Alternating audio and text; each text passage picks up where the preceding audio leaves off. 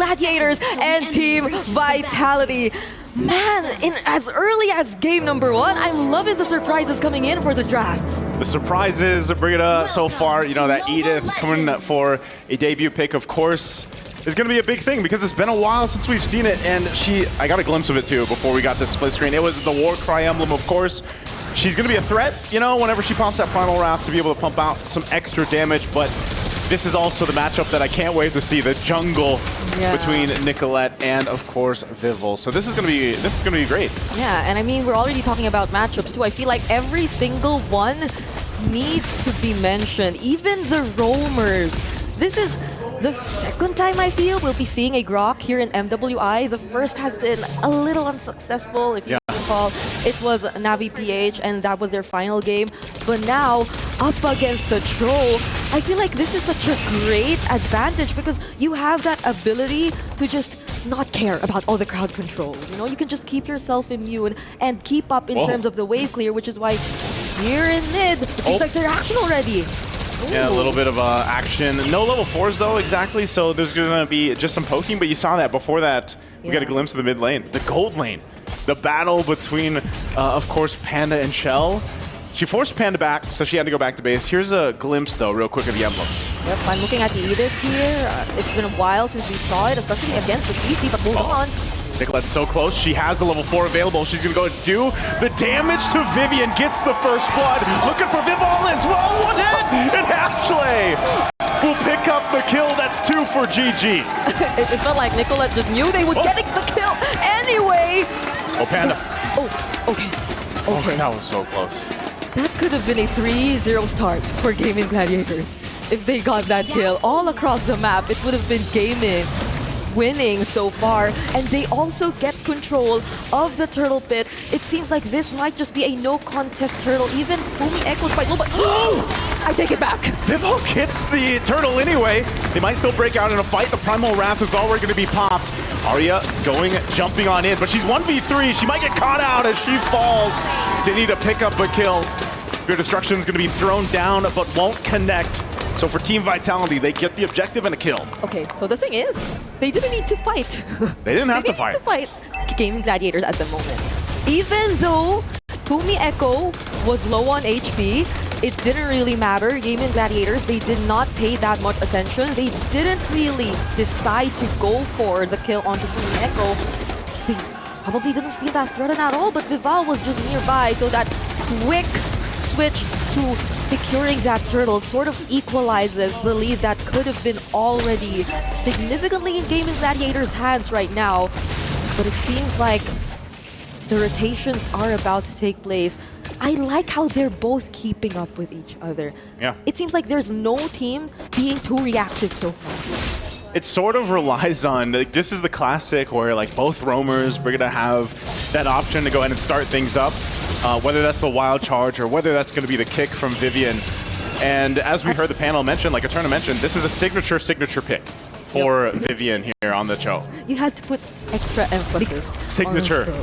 I mean, I don't think we've seen much of this Tro in this entire tournament as well. But given the amount of, I'd say, babysitting, not even, they're just really keeping an eye out on Panda to ensure that there won't be any successful attempts from Team Vitality, because Vivian, they're the ones who can just really do all these flicker way of the dragons onto their targets, onto those gold laners here for Gaimin Gladiators. But so far, they've been keeping this very quiet so far.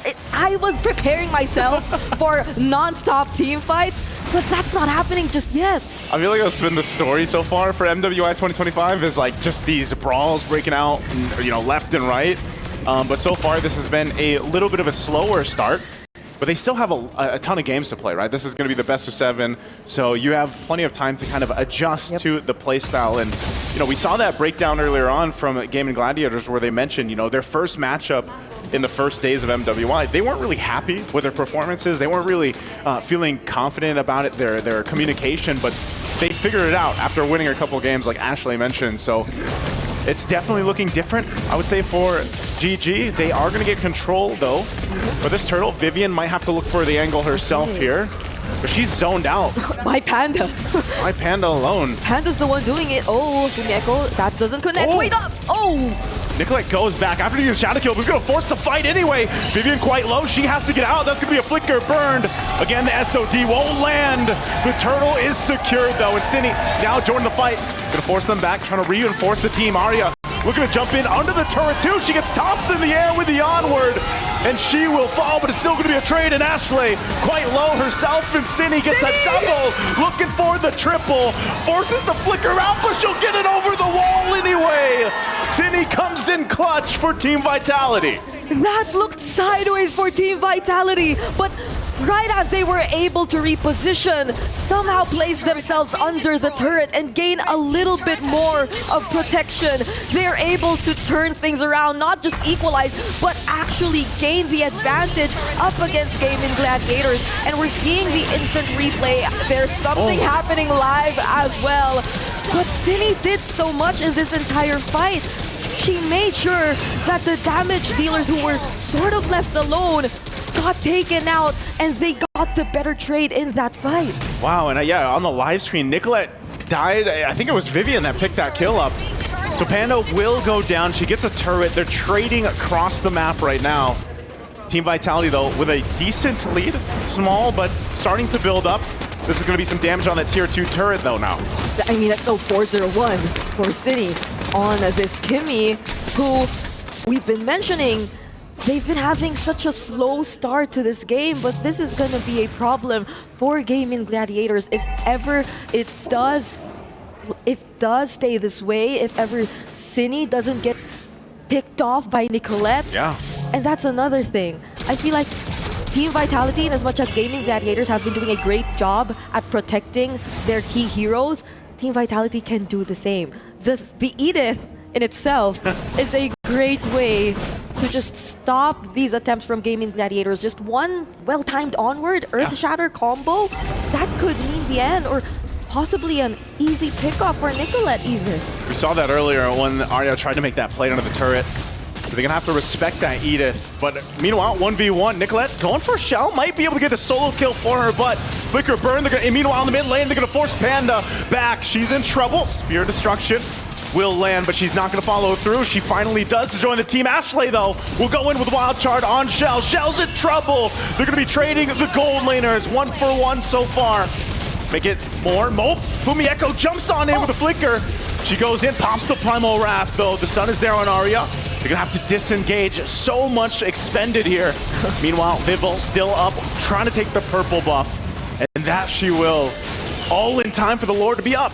Those were all for a 1-for-1 trade, by the way, between Panda 1 as well as Chell. So the gold laners went down, but that was such a well-timed wall placement here by Ashley. If it weren't for that, I don't think it was a huge miscalculation from Chell even. She just went in with the SOD when she knew that the other members of Gaimin Gladiators were already trying to walk away, and she was trying to join in her, or regroup with her teammates in that disengage, but that wall just stopped her from doing so. So now we're looking at the in-game equipment so far.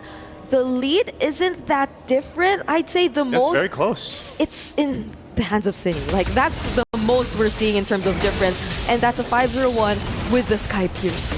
Still very close. This fight for this Lord is going to be not anyone's sure win, but they're going to initiate the fight anyway. Nicolette on the backside. She will find Cindy! So she shuts down Cindy.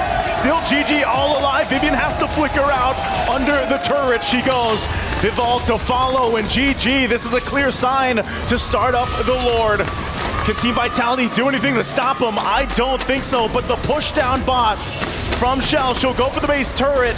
Vivian trying to be a distraction. Shell, somebody has to deal with Shell, the minion. She's with them. Meanwhile, the base is going to be worked on. She's working on the base, and Arya's there. They have to clear out the minion, but she'll take it in her own hands, and they take game 1 for Team Vitality.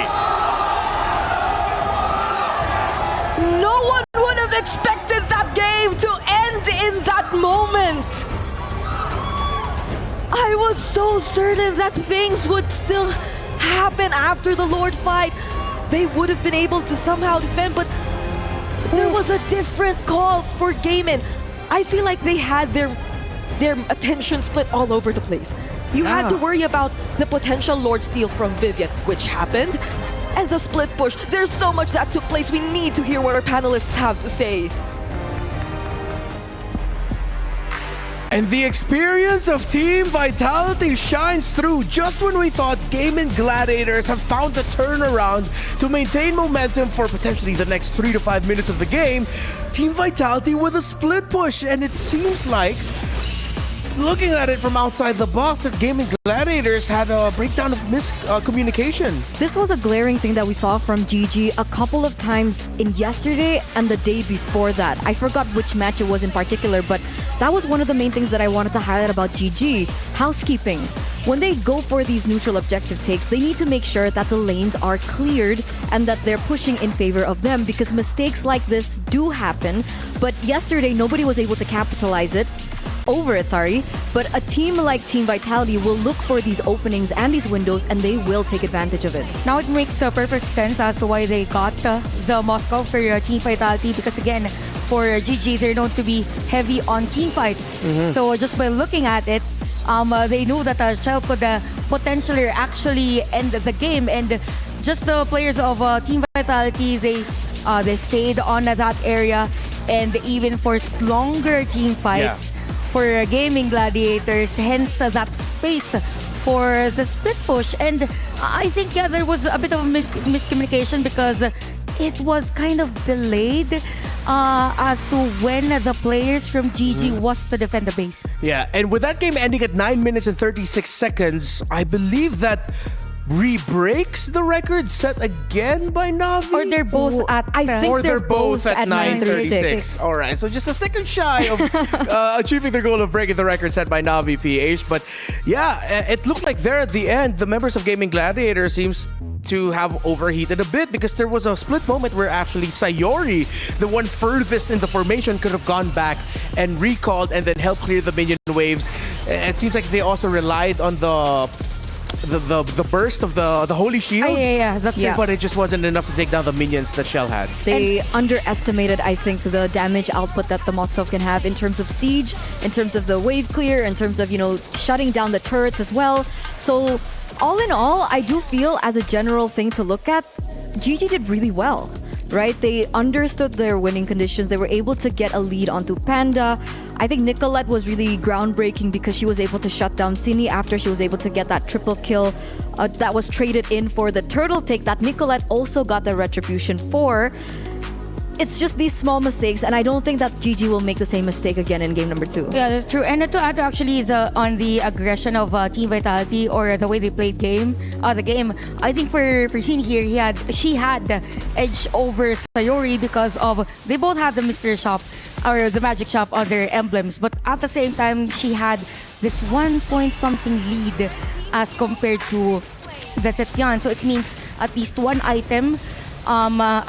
She has one more item against Sayori here, hence more damage against Gaimin Gladiators. And I gotta say, it shows in this damage dealt as compared to the other players of Gaimin, and somehow for Team Vitality, because of that continuous pressure from the mid laners and even crowd controls from Vivian and the rest, there was a lot of space for Shell to actually just be on the lane, just stay on the lane, break those turrets, and it all goes back to them prioritizing the macro aspect of the game. Yeah. And there was something that when we were watching the games of Team Vitality together last night, that it seems like Vitality will always find a way to play the game and have a lineup that's strong as a 4-man team fight, while at least one member is just handling the rest of the map. And with having an Edith, even the Kimmy in the mid lane, which is sort of like having a gold laner with you at all times, they were just free to push with that Moskov. That helped balance things out, because if we're looking at the side lane control, it didn't feel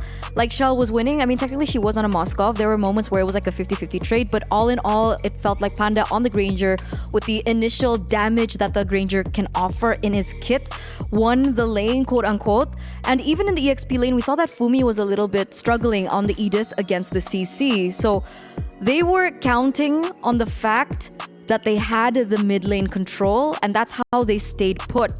Because the side lane control definitely wasn't in their favor. So let's see if Gaming Gladiators will be able to correct a little bit of their macro decision-making calls. I think, solidify though, they are damn good at fighting. Yes. They know what they're doing in terms of the team fights, the push and pull. They fell down to Cine, but then they were able to find a way to come back. Here's another bit of shocking news for you from the STC Arena.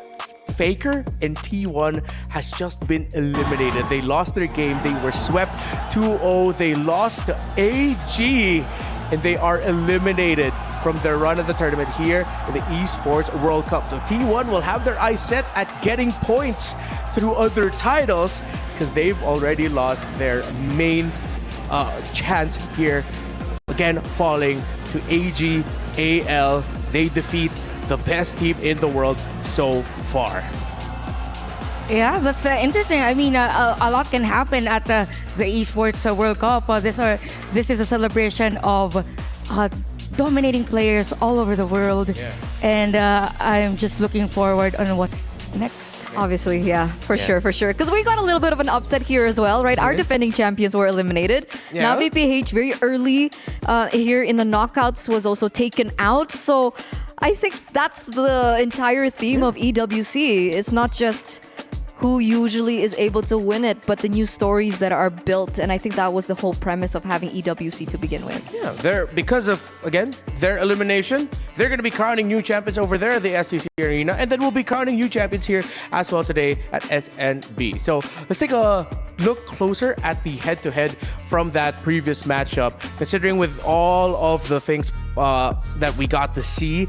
Again, we have to go back to the mid lane here. The difference between the Zetian and the Kimi. The fact that one is more utility and one is more carry in the hands of the captain of Team Vitality. Yeah, that's true. And we could see that for Gaming Gladiators, definitely average kill participation for Sarah is going to be 100% because she is the center of the team fight. Now for Cine side, I kind of feel like that it was very effective for them since it's more on the DPS. You have a tank on Gaming Gladiators side that can, yes, sustain all the damage, but at the same time, the continuous damage isn't really that sustainable for a Grok.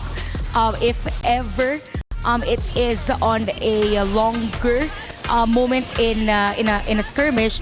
So it all boils down also on how they play, because if we look at the overall statistics, not just for this match, most of the time Sayori isn't really fast in terms of having those golds.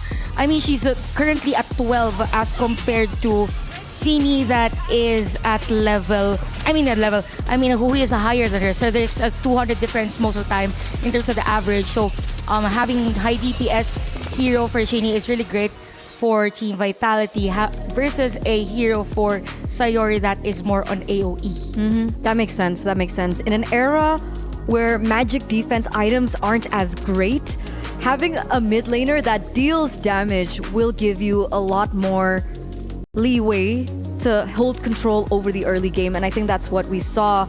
And luckily enough for Cine, her on the Kimi allowed her to weave in and weave out of these team fights a lot. The DPS was there, and that final push that she was able to get that final triple kill on as well, flickered in very aggressively. It also reflects how aggressive Cine can be as a mid laner.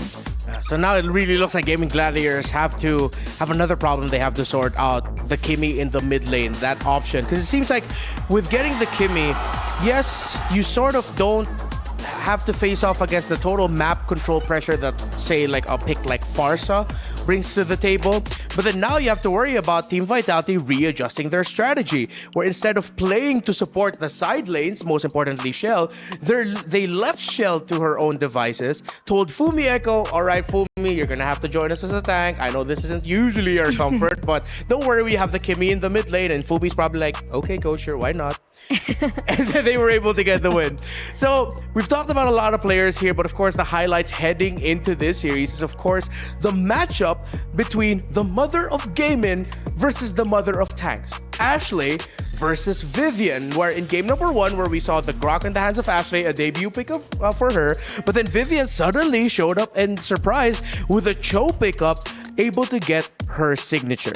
I really like the difference in terms of the statistics for both players, because if you look at the number of games played, definitely Ashley has a lot more compared to Vivian's, but the KDA is very near. So it means that for Ashley, they are really teamfight centric as a team. While as for Vivian's side or for Team Vitality, I mean, the side lanes are being covered, but at the same time, they put pressure on the junglers, like their mid tier is there. So whenever there is an opportunity for Gaming Gladiators to initiate, then you have the answer for Team Vitality. Okay, let's not go for a team fight. Let's focus on the side lanes, and it just kept happening on that game number 1. That, and also the fact that I feel like GG rely more heavily onto Ashley to make these really big plays. That's why in the percent KP we saw that Ashley was around like 70%, 77%, and it was a lot higher compared to Vivian, the mother of tanks, who was at 66%, because her role isn't just necessarily to look for opportunities, but she is also the information giver, and she does a lot to zone out the enemy away. And that role of setting things up can also be given over to Fumi Echo depending on how the drafts begin. Speaking of, the draft for the second game has begun. Gatakaja still getting prio banned here by Team Vitality. Now, considering that they're on the blue side, they also ban out the 1-1. Interesting. Have we seen Panda play 1-1 this MWI? No. No, not yet, right? It's usually mostly Granger, Irithel, if I'm not mistaken. Panda, Irithel, Granger, Bruno, Carry. Irithel, Bruno, 0% win rate. Granger, 75% win rate. Yeah. Oh. Carry, 100% win rate. All right, so the Vitality, it seems like a preemptive ban. Maybe they know something that we don't, or just trying to play it for safety. Or they're trying to tell Gaimin Gladiators, we're going to be playing a slower front-to-back kind of play style that might see maybe I don't know, a tank fighter in the jungle? Yeah, probably because Baxter was opened game number 1. So yeah, that's a safer route, I think, just to be sure, because we are expecting probably longer team fights for both teams. So Yopon1 has been banned. Uranus is the answer for Gaming Gladiators. I'm just not sure if they are to ban like the Setian on this game, but so far for Gaimin, I think they should be wary of the Kimmy. I think it's about time to ban out the Kimmy, because even from yesterday's performance for Team Vitality on the Kimmy, they are a different type of breed. So just imagine, it was Gaming Gladiators winning the team fight at top lane, and then you have the Kimmy just dealing damage. So Batang has been banned here for Team Vitality, and I think they have been banning this hero consistently, even though they are the ones who are actually using this just to limit the potential of having heroes more for Ashley. Okay, so in first game, we saw the Arlet banned out. We were talking about the Kimi earlier on. I think one of the main concerns for Vitality here for game number 2 is honestly the Hayabusa, because that could have gone really bad for Vitality had not Shell been able to do that split push onto the far side of the map. So they consider that push also to be a threat. So GG instantly eliminate the Moskov. And now Vitality are torn in a position where, hey, Nicolette does crazy things when she gets her assassins. The problem is, it's not limited to only one hero. We're considering the Lancelot here. We're considering the Hayabusa here. Do they really want to let go of these heroes and give it over to GG? Let's see what the answer of Vitality will be to that question. With the Moskov banned out for Gaimin Gladiators, with the Badang banned out as well.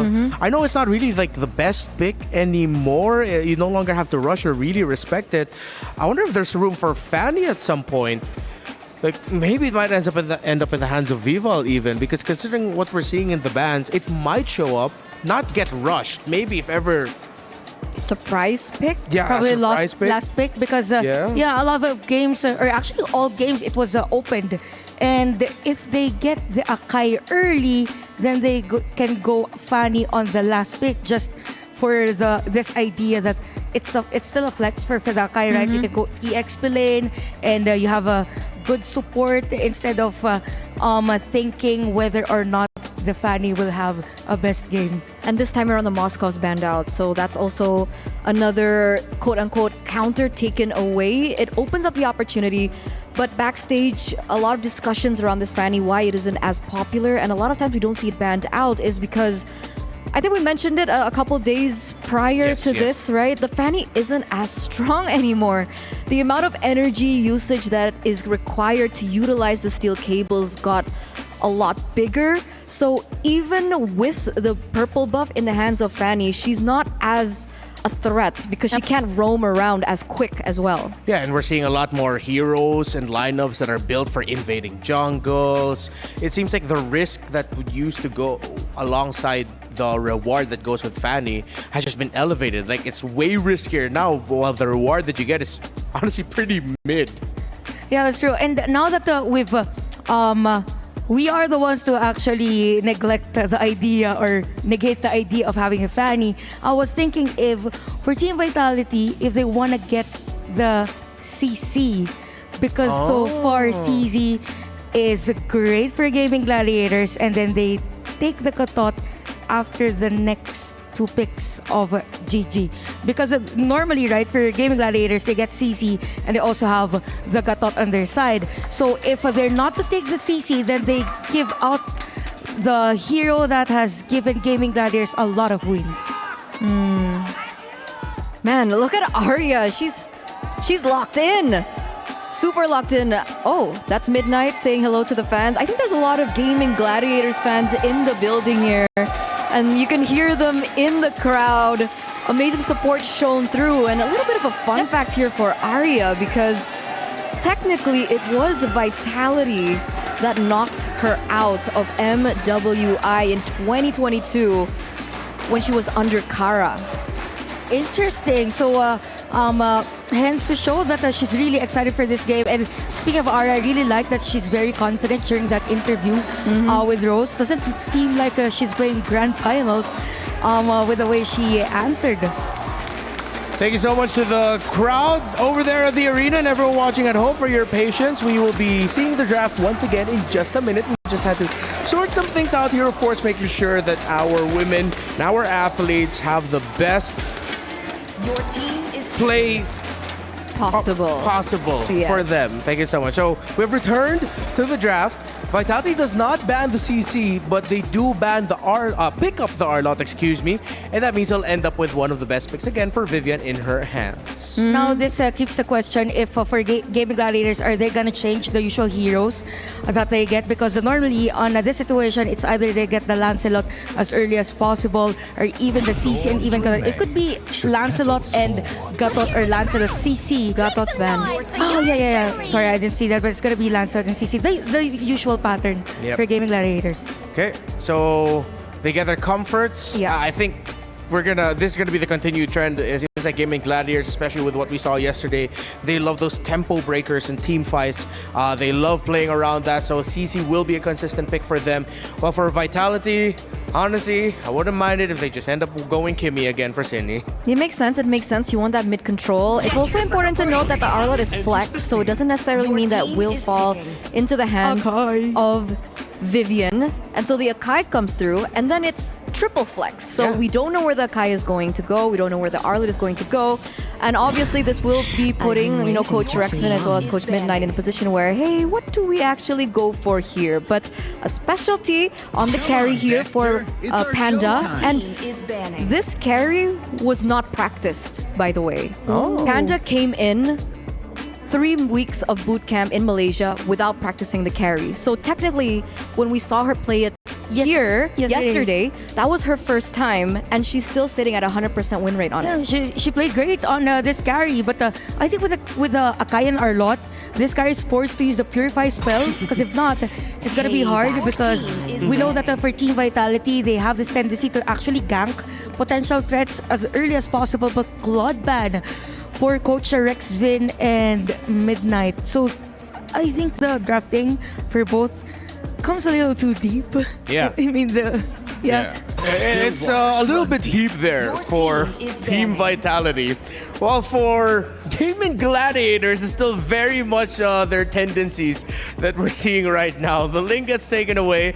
I think Gaimin are also just doing some housekeeping, making sure that, okay, if you are going to be picking up the Akai and possibly putting it in the jungle, that it's most likely we've expected it already, considering some of the best assassins are out of the board. You still have the Hayabusa sudden surprise flex available for Vitality. So yeah, it's so tough right now for Gaimin because that changes how you want to pick for your mid and your roam, because you don't know who you're going to be going up against in the roam pick and the opposing jungle. My head hurts just thinking about it. But the general storyline from the bans that we're seeing from GG are eliminating heroes that have a lot to say about map control, right? Moskov eliminated, really good at far lane. Claude can also do the same. We've seen a lot of games where the Claude takes on the far lane during a Lord push and goes in for the exact same thing that Shell was able to do earlier on the Moskov.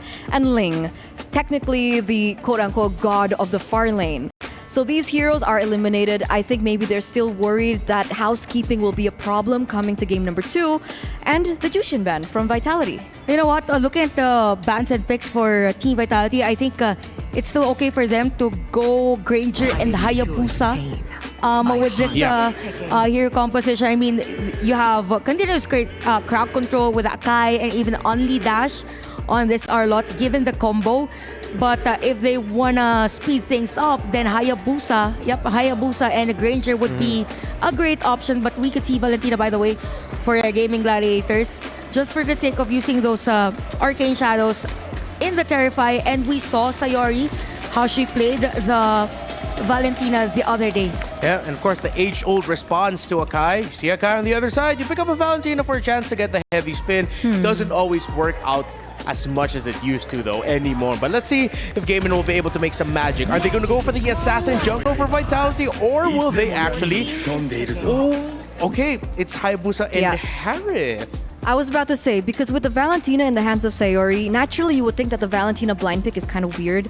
But we saw what Sayori was able to do, and considering there's a heavy spin on the other side of the team, then they need to go for a gold laner that can bring Purify. Granger is great in lane against the carry, but the problem is, will she be able to survive long enough in these team fights before a potential pick hits?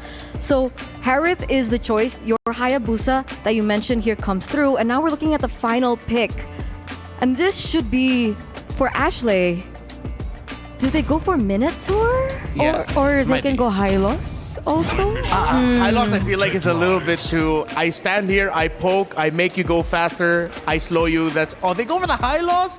Maybe I'm just a bigger fan of the Minotaur, but I wish that we saw the Minotaur. But hey, they go for the Hylos instead. Quick thoughts. Turn, how do you feel about this? Because you've had some opinions about Hylos before. Yeah, I understand, right? Technically, it's a point-and-click stun that can alleviate the pressure that the potential Hayabusa can have. But other than that, I do want to see a little bit more of the impact in the team fights. All right, let's hear some impactful casting from Naisu and Brigida. Thank you so much to our our panelists. There you go. Rather, there you go. It has been a very unexpected end to game number 1 in this series. Let's see how Gaimin Gladiators regroup and find a way to even this out against Team Vitality. Heading into game number 2. It's been a very confident draft again, I'd say, from both sides. Still deciding to go for the early PC pick on the side of Gaimin Gladiators, but again, for your Team Vitality, it's Vival this time holding the Hayabusa. Yeah, they did a little swapperoo there in the jungle. That's fine, but you know, my biggest thing is, can they make that adjustment? Because the way they lost game 1 for GG is a test to see if, you know, these ladies can go ahead and lock back in, focus on game 2. It's behind them now, and I'm sure they had that talk with their coaches and staff here once we had that chance. Now, going into this, I would say what they did in game 1, they had a lot of good moments. They had a lot of good decisions, but clearly one major one. And I think that's, like the panel mentioned, they banned specific heroes out because maybe they just don't want to deal with that side lane or off lane, off the map pressure that can happen with some of those heroes. And Team Vitality respond to it by saying that they too are gonna fully equip themselves with these team fight heroes, with this team fight comp. By the moment they picked up the Harith, it felt like it was an immediate response to whatever Gaimin was trying to say, that they're gonna fight them head on in terms of team fight. And I like how Gaimin, in response to, decided to pick heroes which seem could make things a little uncomfortable for the Harris. Like you have the high loss, it wasn't the Minotaur, and you also have Sayori, who I believe whichever ultimate she's gonna pick up is gonna be very crucial in this match. I always feel like that's the hard part of one of Valentina's picked up, and this has been seen kind of statistically in competitions around, is the Valentina struggles a little bit. Now, she was at the top of the throne before, so I think it was warranted that, you know, she had some of the changes, but still, it's like you mentioned, Brigitte, like, you got to be able to choose the right ultimates to take for the right situations, and yeah, the heavy spin would be great. You could also go and argue the final slash could be too, if she takes it from Fumieko. So those are the hard decisions that Sayori is going to have to make here throughout this game. Yep, whichever could disrupt, whichever could really split up Team Vitality, because I feel like for Gaimin, they don't necessarily have that hero who you could just assign to really look for the pickups onto the backside, but Fumieko jumping in. They're going to fight back. Heavy spin used to. Into the traction pulse, though. Ashley going to be in trouble. She doesn't have the level 4. Panda goes down, though. Meanwhile, still across the map, they're going for more. Vivian's quite low. Ashley can't hunt. Cine just playing around the wall, and now Vival joining the fight will swoop down and take the turtle. Team Vitality gets a whole lot that early on. For the second time in this series. Oh, she's gonna go for Arya. Arya! She's nowhere to run! Not even the tower is safe. I mean, I feel like she wanted to do something other than steal away the turtle.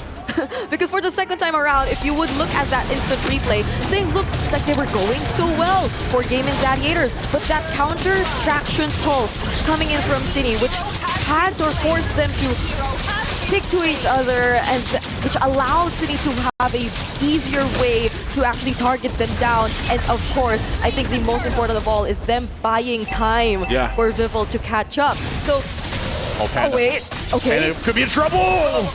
Barely getting away the rest of the team here. She's gonna have to get back, but you're seeing how much pressure is there. Traction pulse just to check that bush. So Panda will go back, but she's gonna be forced off that lane a little bit. So that's some extra gold going in the hands of Shell now. So GG, they've gotta kind of find where they're gonna go for a potential pickoff to try to find a trade. Maybe they can do that a little bit better now that they have, you know, Ashley's got the Glorious Pathway. They can fight a little bit because they've got a Revitalize there too. And you can see Sayori chooses to take that heavy spin. So they might be planning for a setup. This is exactly when they can do that, because they have a way to engage, to set up a fight. Because Team Vitality, if you look at the lineups of both teams, Team Vitality is the one who clearly has a little more options when it comes to looking for those angles. Because for a Gaimin Gladiators, you do have the high loss, you have the Glorious Pathway, you can catch up to Team Vitality. But so long as you're aware that the heavy spin is still intact, the Zaman Force is still intact, and that the other potential ultimates which can punish you are still there, such as the final slash too, I believe it's very important, you might hesitate in terms of starting a fight. Punishing could be the way to go for Gaimin Gladiators here, if ever they find a right angle. But Fumieko, will she replicate that attempt she did earlier? I think so. I think she wants to use that final slash or that flicker beforehand to go ahead and set things up. The turret goes down up top, so they're going to be willing to trade an objective. Meanwhile, a full force of GG is going to start this turtle up. They're going to go for a traction pulse again. Heavy spin. Vival's going to jump off. Pops off the Shadow Killer. Nicolette's gone. Turtle secured for Team Vitality. And now, GG on the run. Panda can't escape again as she falls. And Sayori and Ashley, no choice. They're left alone. GG is going to lose a lot more here. I feel like that was a happy mistake even, that the Ogi Shadow kill didn't necessarily land onto Panda. They had other ways to deal with Panda nonetheless, and that just allowed Vival to again secure that turtle. And every single member of Team Vitality did a spectacular job at allowing allowing their damage dealers to reach the other members of Gaimin Gladiators in that fight. You see how they could have decided to just target Gaimin instead, but since they knew that everyone else had to just run away, had to play defensively, then there was just no holding back from Team Vitality anymore. Taking a look at this instant replay, this is how it's all set up. You see Vival approaches on the backside. Yeah, she tried to Even go. here, she goes right for Panda to put pressure, a glorious pathway, and a traction pulse, all landing so well. Time-wise, a turtle secured, and then it's a split up. You know, you're forced to try to disengage on your own at that point for GG.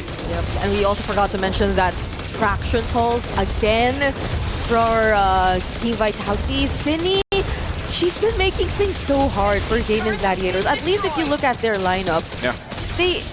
they wouldn't want to be put in a single area together. You want Arya to actually be able to freely look for the target in the backline. You want Sayori to not be so close to Ashley, because Ashley is definitely going to be the one receiving majority of the damage from Team Vitality, the one holding things out a bit more for Gaimin Gladiators to be able to decide on whether or not they want to proceed with the fight. But that hasn't been the case so far.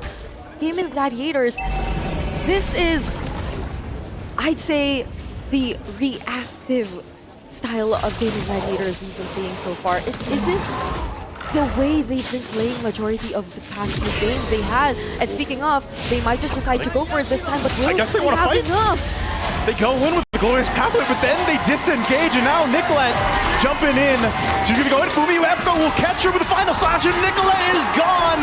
Meanwhile, Arya as well. Next up is Vivian finds a lockdown with a heavy spin. Panda trying to run away, but Cine goes forward, flickers in, and will take turret shots. So a trade there. Team Vitality wanted that kill. Won't get it, but they still win the fight.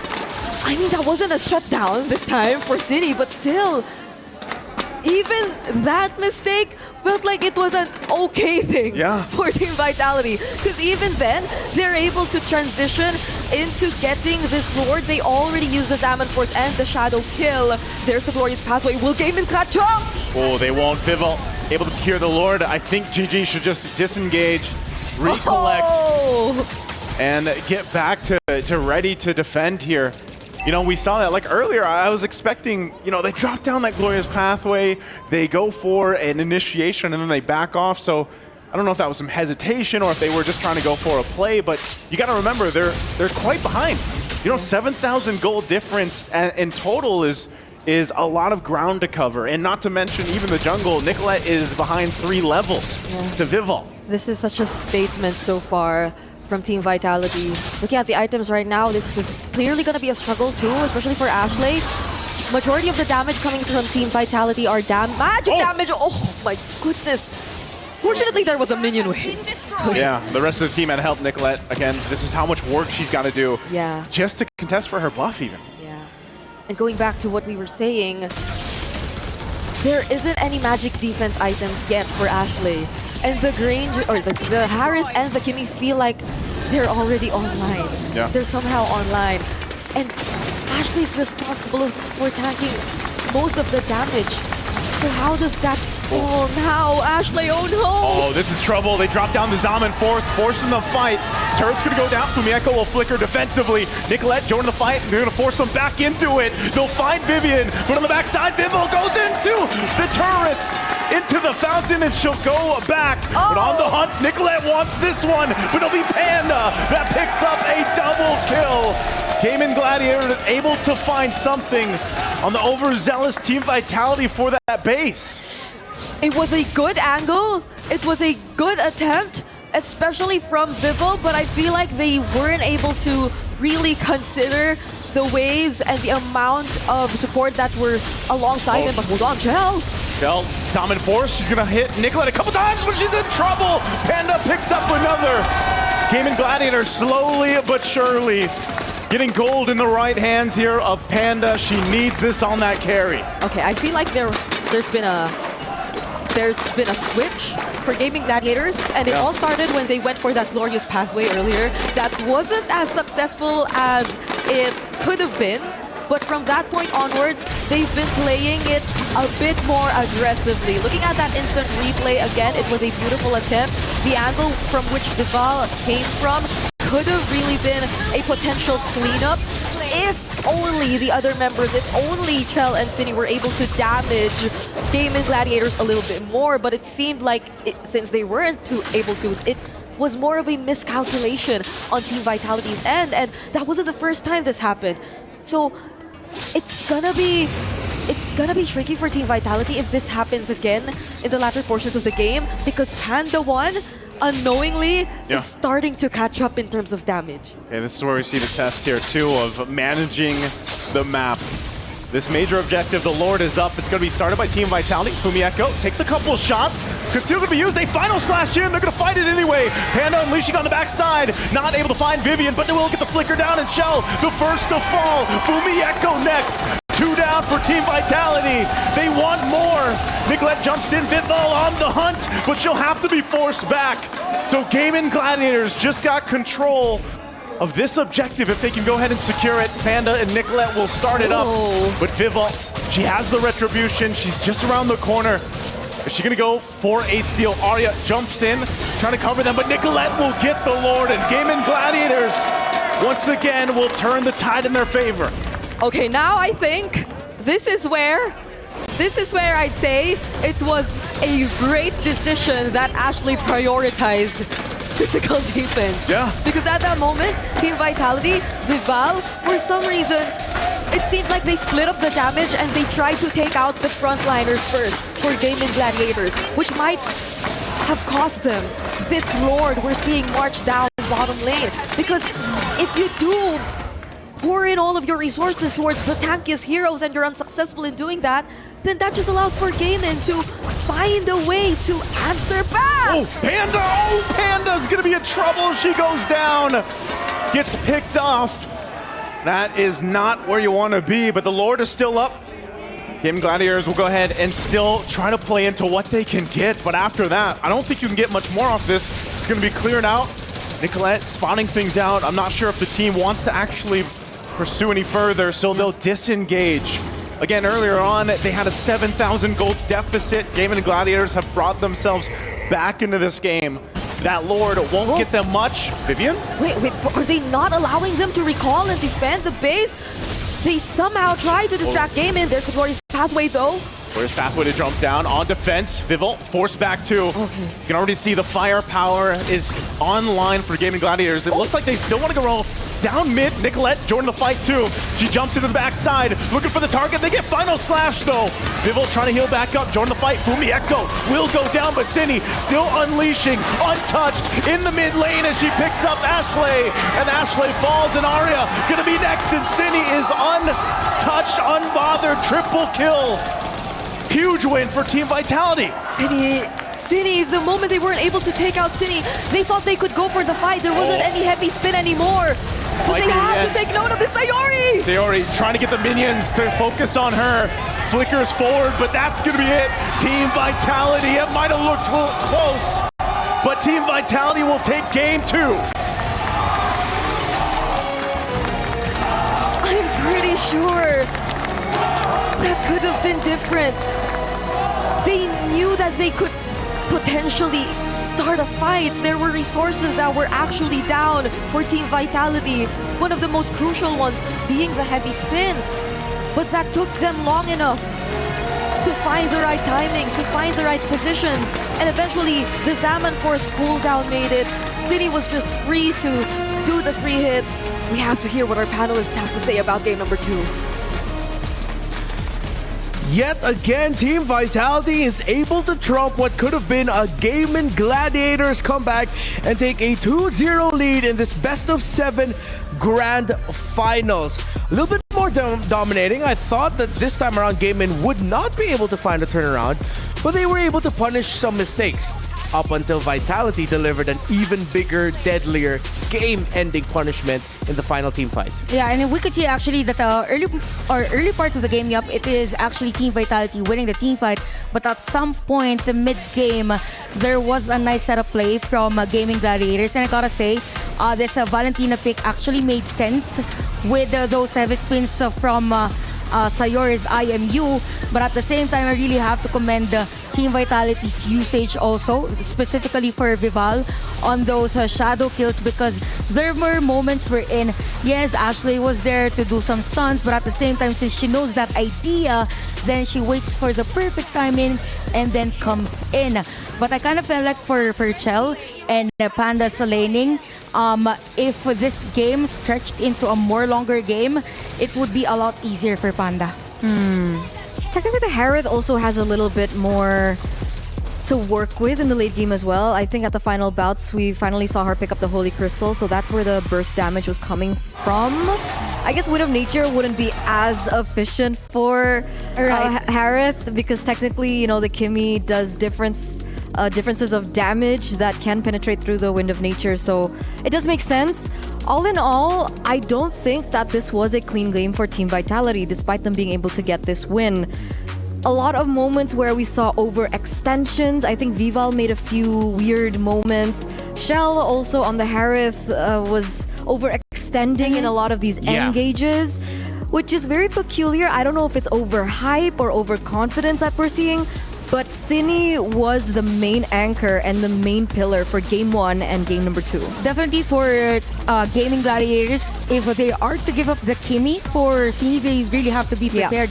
Like as much as possible, they need to stop her early game or as soon as possible because I think there was a team fight wherein it was actually Gaming Gladiators winning in terms of numbers, in terms of position, but because you have Saini on the Kimmy, then it goes to show that for Team Vitality, they're just really confident whenever they have a hero at the middle lane that deals constant damage every team fight. So it revolves around having a hero like Kimmy. You just need the support and you need the backliner, but you have all in all for Gaming Gladiators. What's really nice is they were able to stretch the game even though Arya didn't have a great time on the laning phase.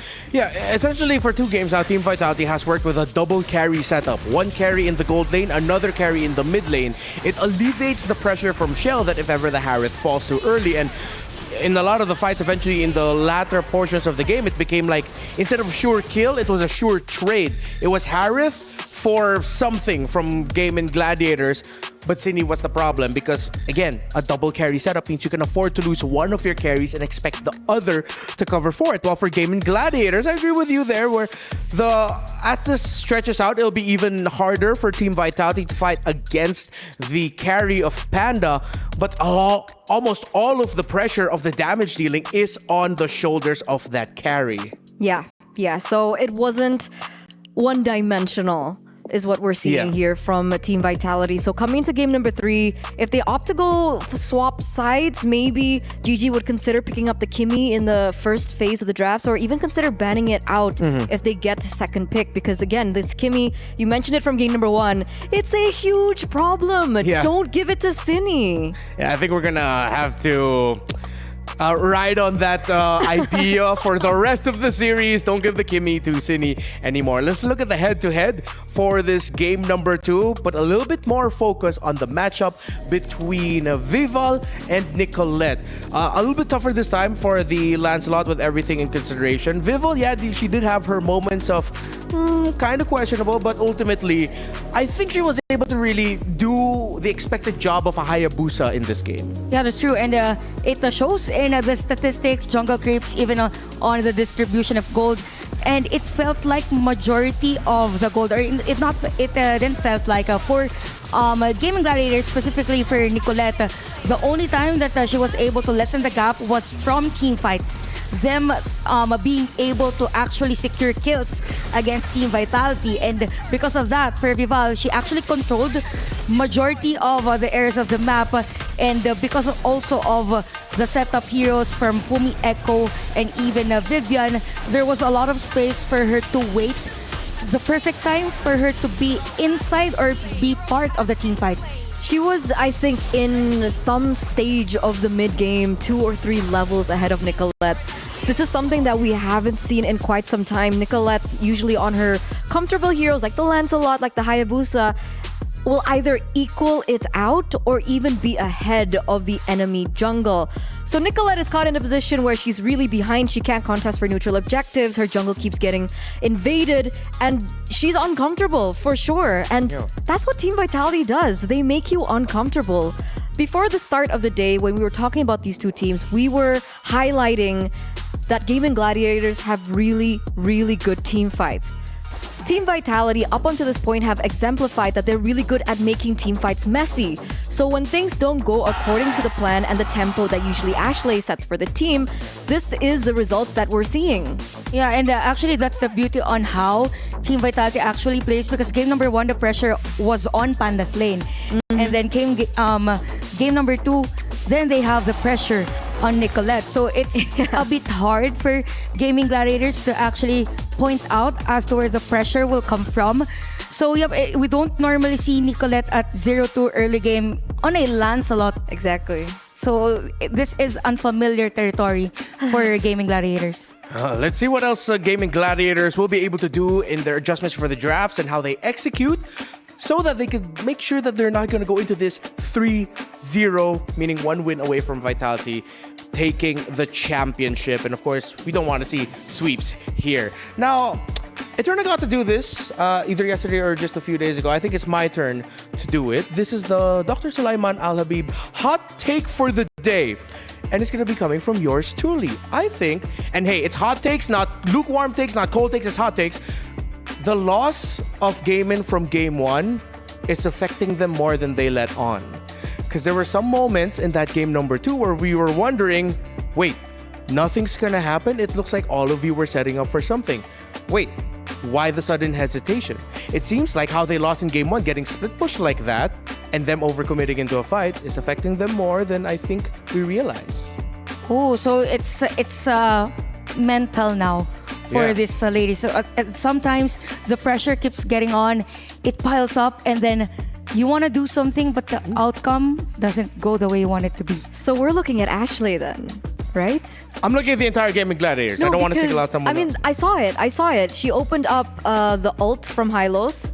But they went back instead. There was hesitation there. I'm pretty sure there were a lot of other moments that's why you consider this hot take to be a thing. But Ashley's shot caller. Yeah, that's so.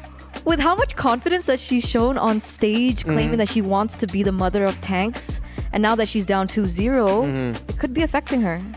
Again, all up in the air, and it will only be answered by the action brought in game. But Sandstorm actually got a chance to talk to one of my favorite people in Sir Action Slacks. Let's listen in on that. What up, everybody? My name is Sandstorm. This is Slacks, and we are here at the Dota 2 arena, where I believe we have 2 grand finals for the Esports World Cup happening. But you know, I think our finals are more hype because we have GG, the first NA representative to ever make it to a grand finals in Mobile Legends history, and we have Team Vitality, who have won MWI twice, but they have never won it in Riyadh, in Saudi Arabia. They got to the finals last time and they only got second. They were taken down in a sweep, which no one expected. So what's going to happen now? Are they going to be able to take it, or is there going to be another sweep? I don't know. That is actually much better than what's happening in Dota. I'm going to be real with you. That's a storyline. GG has a good team and they're from NA. You bang-bangers know what you're doing. We got Falcons, local team heroes. That's great. Big ups to Falcons. Then we got Tundra, whose interesting characteristics are existing. So I want to go watch Mobile Legends Bang Bang. I couldn't care less about my stage. Bang Bangers, I'm coming, baby. Get that Layla out. Bam, baby. You know where it's at. It's happening at the SNB Esports Arena. Make sure you come over for the grand finals. We'll see you there. Okay, is that official now, Sir Action Slacks? Are we just bang bangers now? Are we called bang bangers? Are we gonna write in? I'm gonna write in all that for the entirety of EWC. We're bang bangers. I'm a proud bang banger. Bang bang. Because the game is a banger. Never mind. Yeah, I mean, banging. It's banging. don't retract it. It was good. You dropped a good line. Why do you have to suddenly? You have to be confident. Be confident. Don't hesitate. Don't hesitate. It took you time to digest what I just said. That's why It's good. Yeah, okay. We value your feedback, Chantal. Of course. And I value your feedback. Yeah, so don't forget to scan our QR codes on your screen. We'd really love to learn more about your experience of the Esports World Cup so far. Please fill out the survey. So, of course, future iterations. And hey, EWC is a long event. So as the event goes on, we can continue to improve. And hopefully the improvements we can find as well from Gaimin Gladiators across the board. And it's not like we're asking for big game-changing improvement. It's just refinement at this point. Because again, going into this Team Vitality RSO experience, they are incredibly refined. Yeah. While for Gaming Gladiators, it's like a tougher ask for them. Like you're in the middle of your grand finals and we're asking you to, hey, just like, refine this, refine that, refine this, refine that. One of the major headlines coming into this particular matchup is the fact that Team Vitality have been together for 3 years. Alright. And they have been competing competitively for 3 years.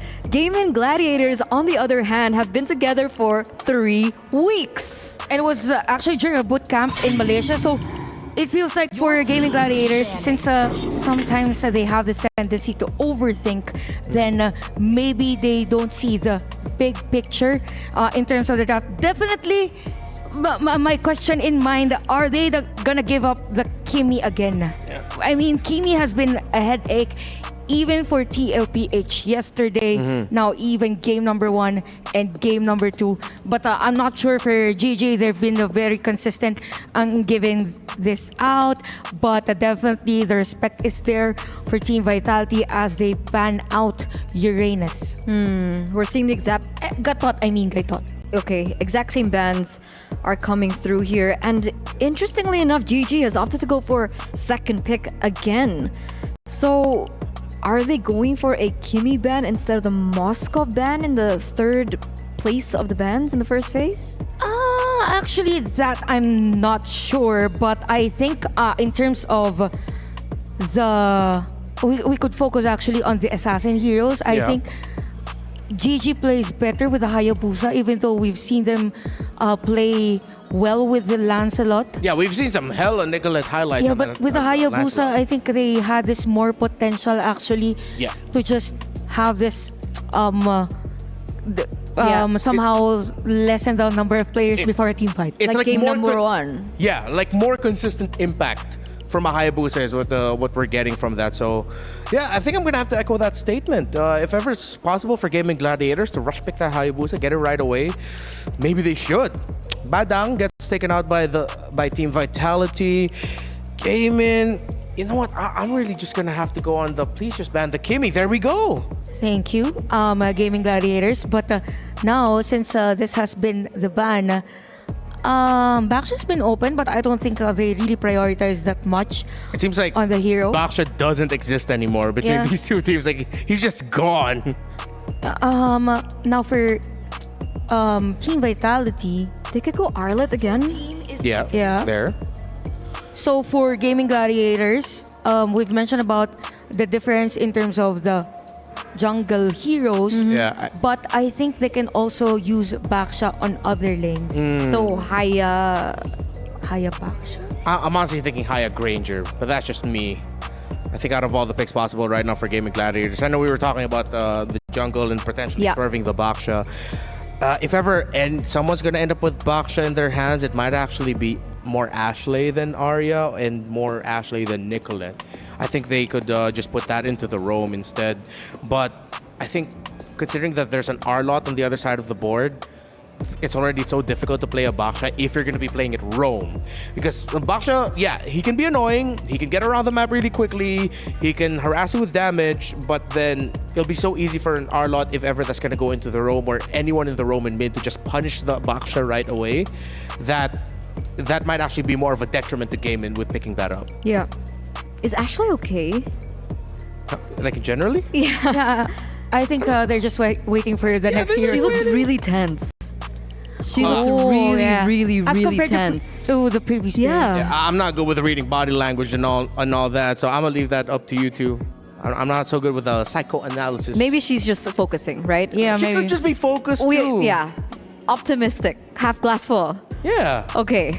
So now You that just need a little bit more optimism. yeah, maybe she's just what should I do for the next game? Yeah, And because right, we've mentioned about she's the center of Yes. the team. Yes. She is the shot caller, so Yes. she need to do a reset. That's why I agree with what you picked up earlier on about the CC always being a constant pick here for GG.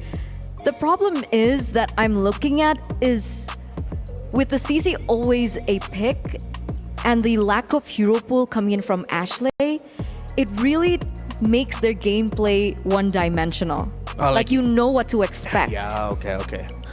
Well, for the side of Team Vitality, it seems like there's a lot more dimensions. Exactly. Vival could be the one to open things up. Vivian can be the one to open things up. We've seen Fumi Echo take that role as well. And to be fair, it has been just 20 heroes that they actually used before Grand Final. So for the side of Gaming Gladiators, they don't really have that much information as to what heroes they will use coming to this match. I just realized though, for the head-to-head matchup, I mean, we're putting a lot of focus here onto Ashley and her hero pool, but her hero pool is massive compared to Vivian heading into this day.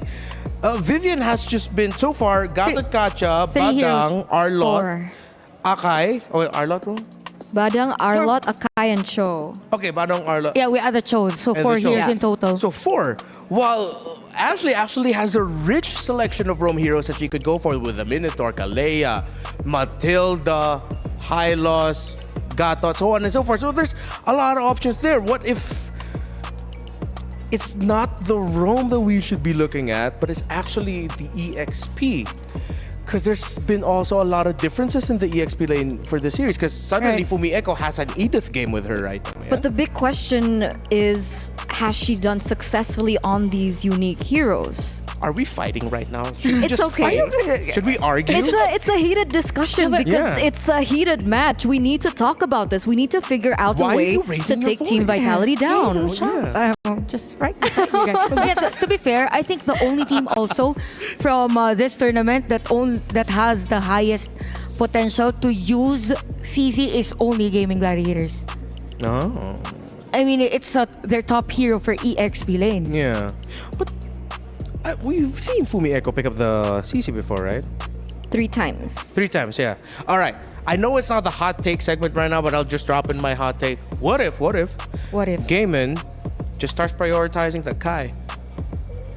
Actually, given that now that you've mentioned that, game number 2 was Arlot, and then next 2 picks they got the Akai in the first and phase. then we saw the Arlot just dashing all around them. Yeah. Arlot Akai is such a good combo right now. So if they take the Arlot, then they take Hayabusa, then would it be a better trade for Gaming Gladiators?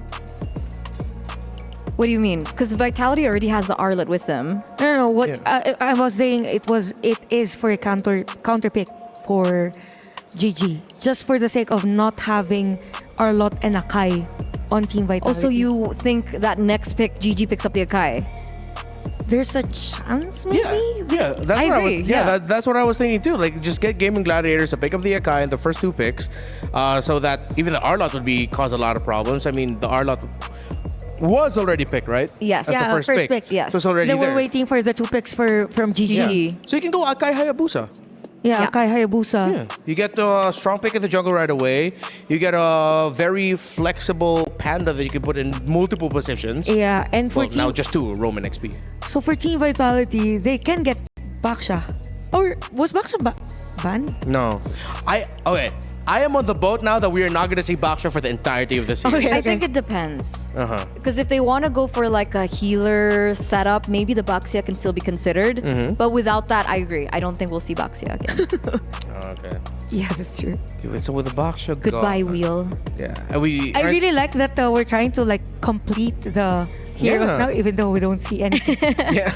Of course, thank you all for your patience. We're just making sure everything's A-okay over there on the stage for our 2 teams. Again, if you are just joining us here today, this is the grand finals of MWI at EWC. Game number 3 already underway for the drafting portion. First 2 games were won by Team Vitality, but it wasn't all just completely a dominant performance. We've seen hints of possible resurgence and comeback multiple times from Gaimin Gladiators, and that might actually end up reflecting in the series score if ever Gaimin can translate that into a game win. And again, if ever they translate that into a game win, I feel like that's going to be massive momentum for them that they can use, considering that they can proudly proclaim that they are the only team so far in MWI 2025 to give Team Vitality a loss. Again, that's only if it happens. Yeah, I think that will affect definitely Team Vitality, because Shell confidently stated that from the start they were actually aiming to become champions with a 100% game win rate.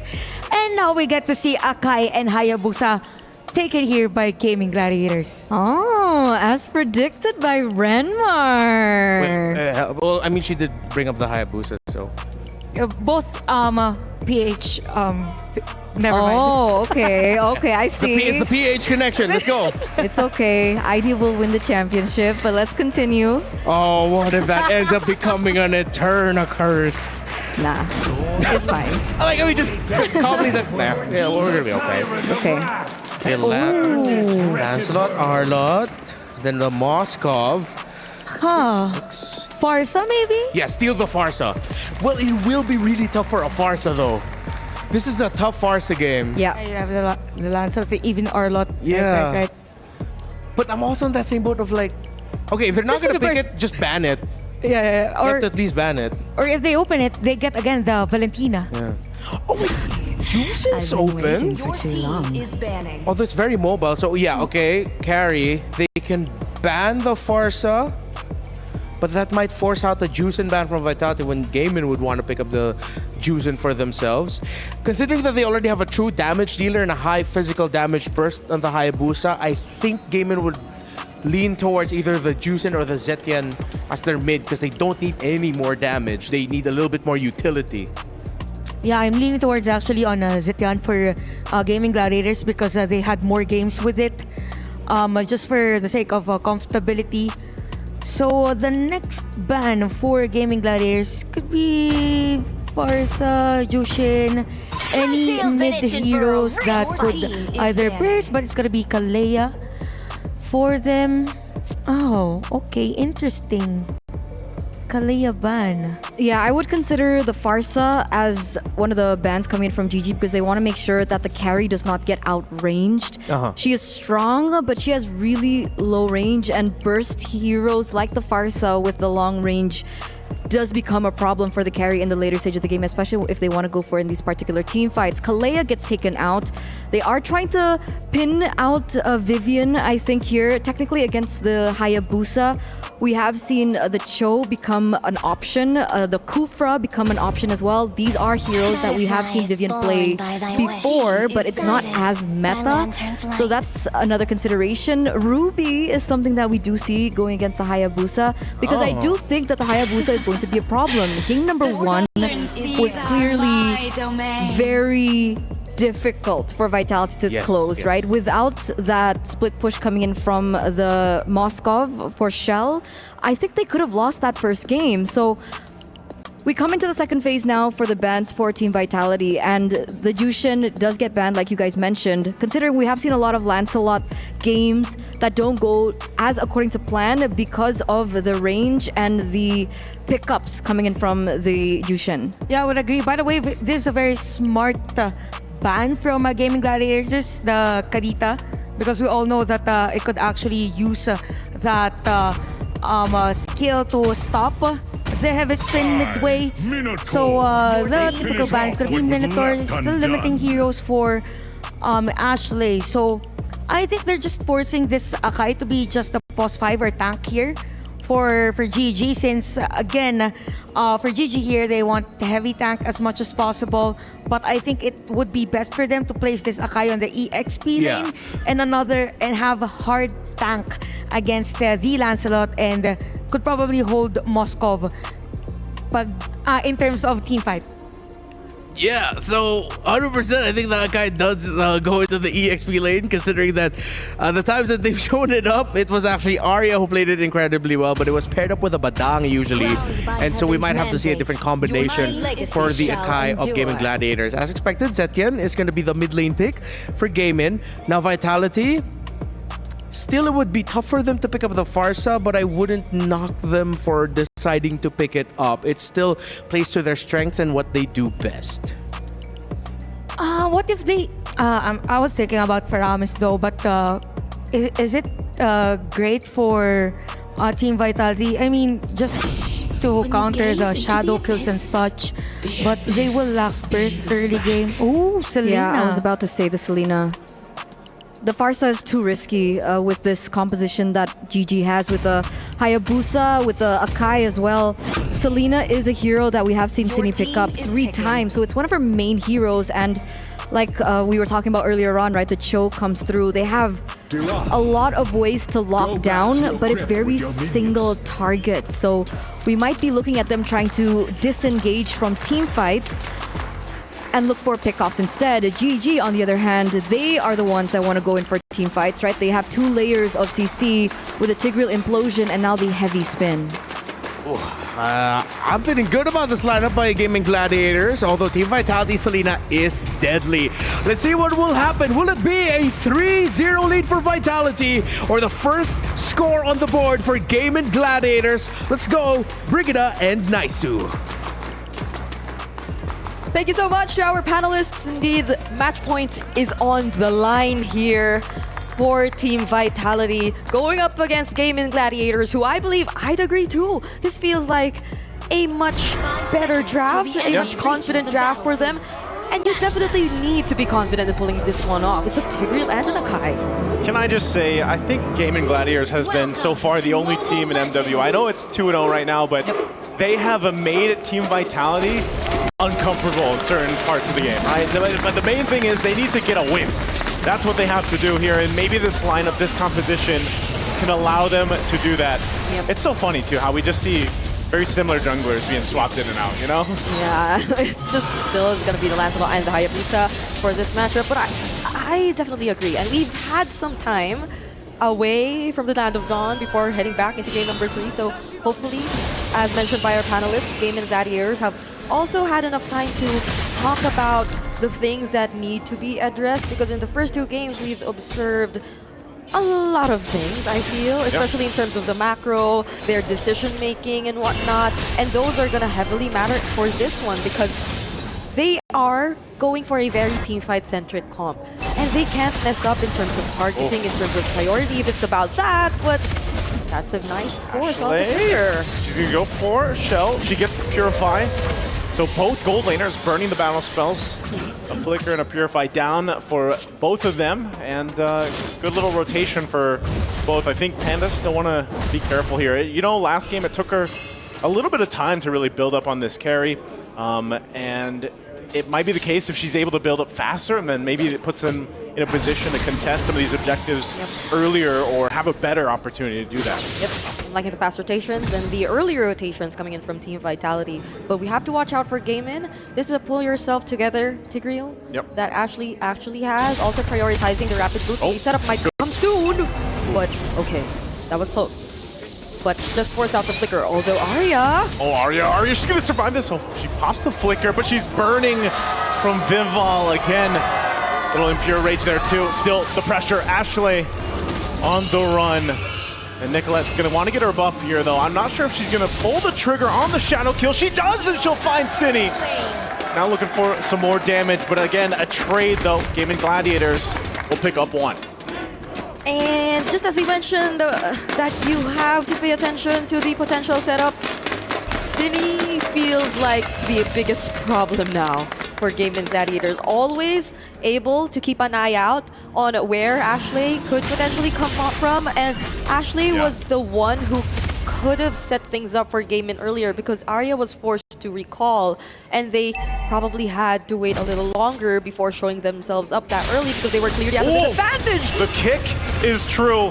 Spirit Destruction, Panda sees it. She's gonna back off.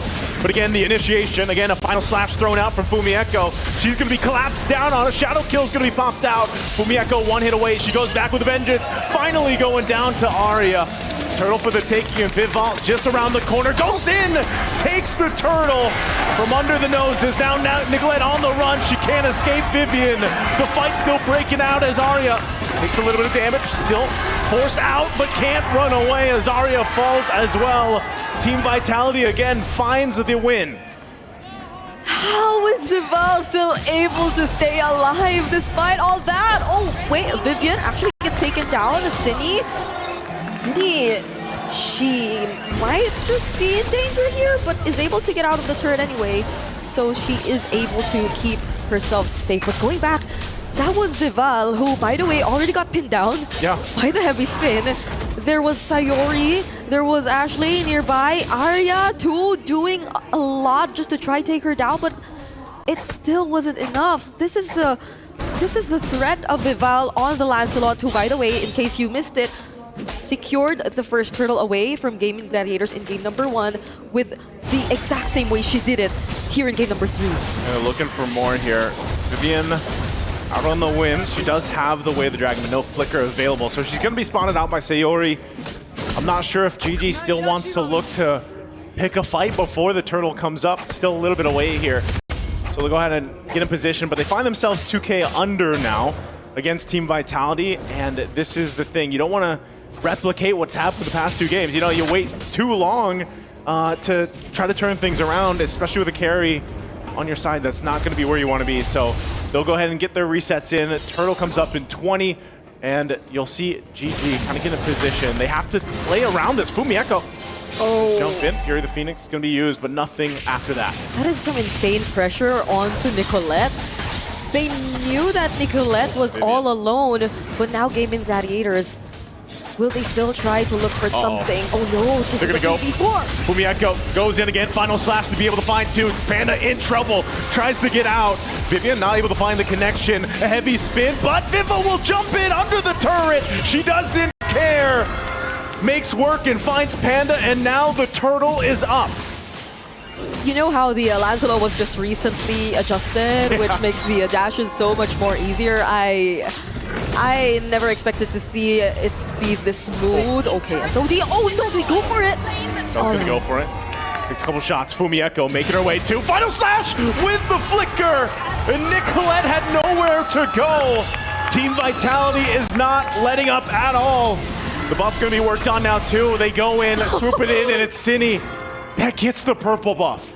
Just as you thought you were safe. Even Nicolette, I feel like she already thought she was safe during that moment, but the flicker final slash just to secure that kill was too much. The abyssal arrows as well, they're limiting so much from what Gaimin Gladiators could do. They rely so much on positioning and looking for those setups, but they couldn't go in just yet, knowing that Team Vitality, there's a potential Way of the Dragon. There are these abyssal arrows just constantly going in, and there's another one landing on Ashley.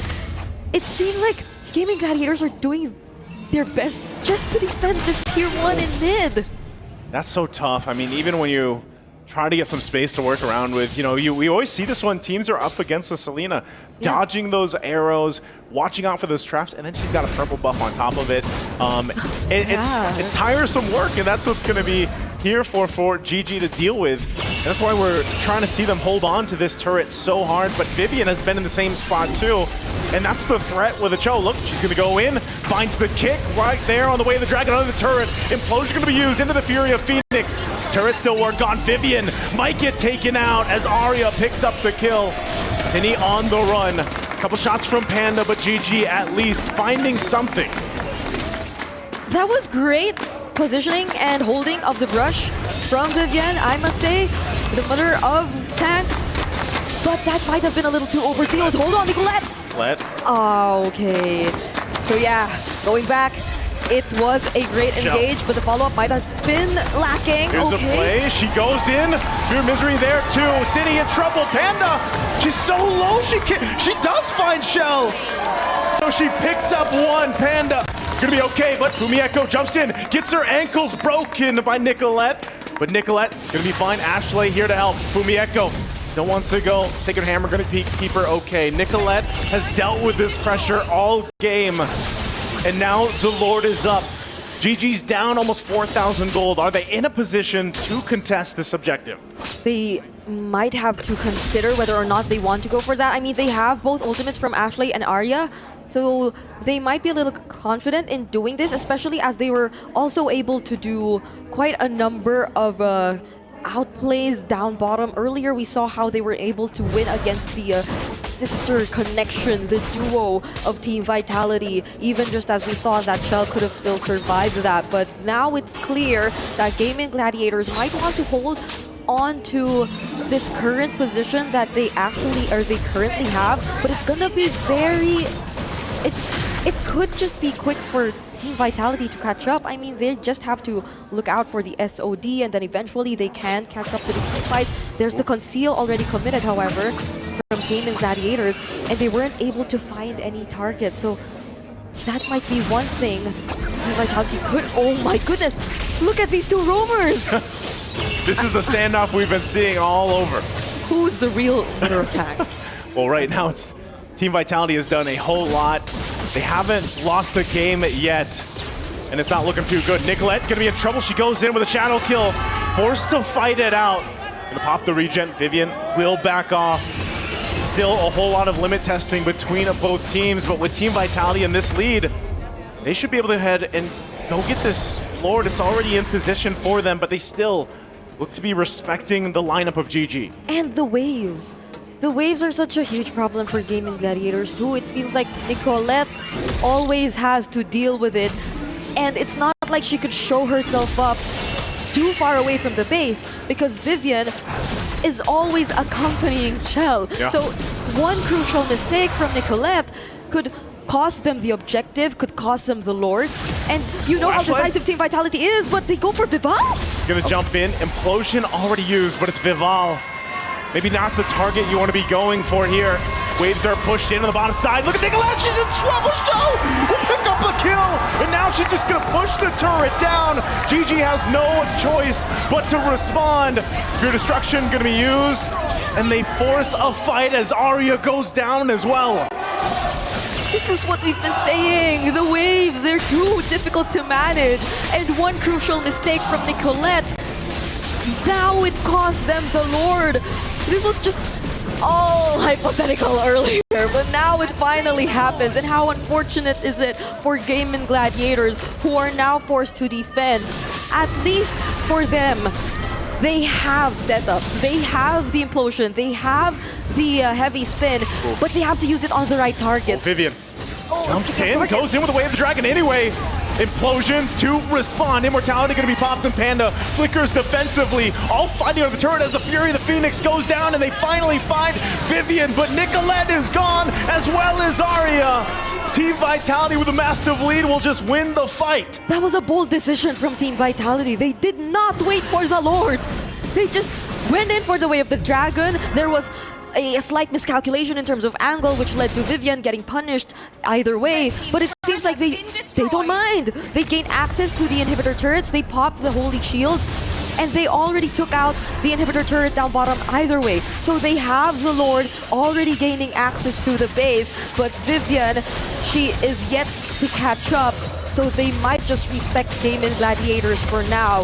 If you look at their overall capability to defend, somehow Panda 1 already has the Trinity either way, and this is still Sayori we're talking about. I believe there could be a great combo coming from the Fury of the Phoenix and either of their setup or ultimates. They just have to time it well enough.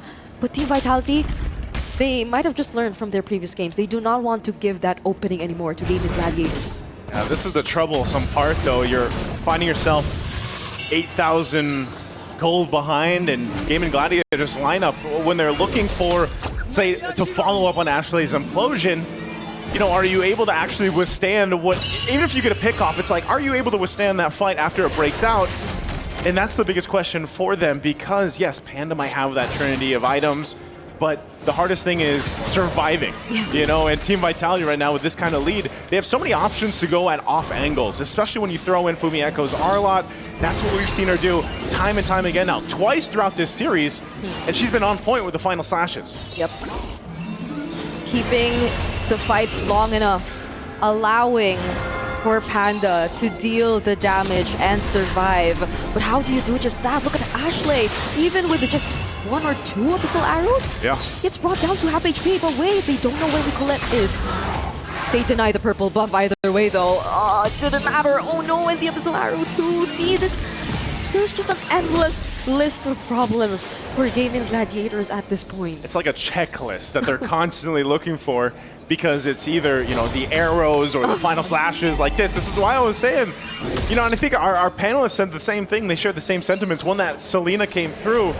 It's a constant battle to watch out for these arrows, to watch out for the traps like we mentioned. And, you know, you take a couple of those shots, that bit of health that is burned down could make a difference right now in the fact that they're facing a huge gold deficit, and even the conceal being used. You know, this is tough for Gaimin Gladiators. They're going to have to pull out a miracle, really, to get in a position to contest, or maybe they just defended the base here. I mean, even if you try to think of other areas where they can come from, the other surprises they can have to. Oh, there they go! They go in, they find the lockdown this time.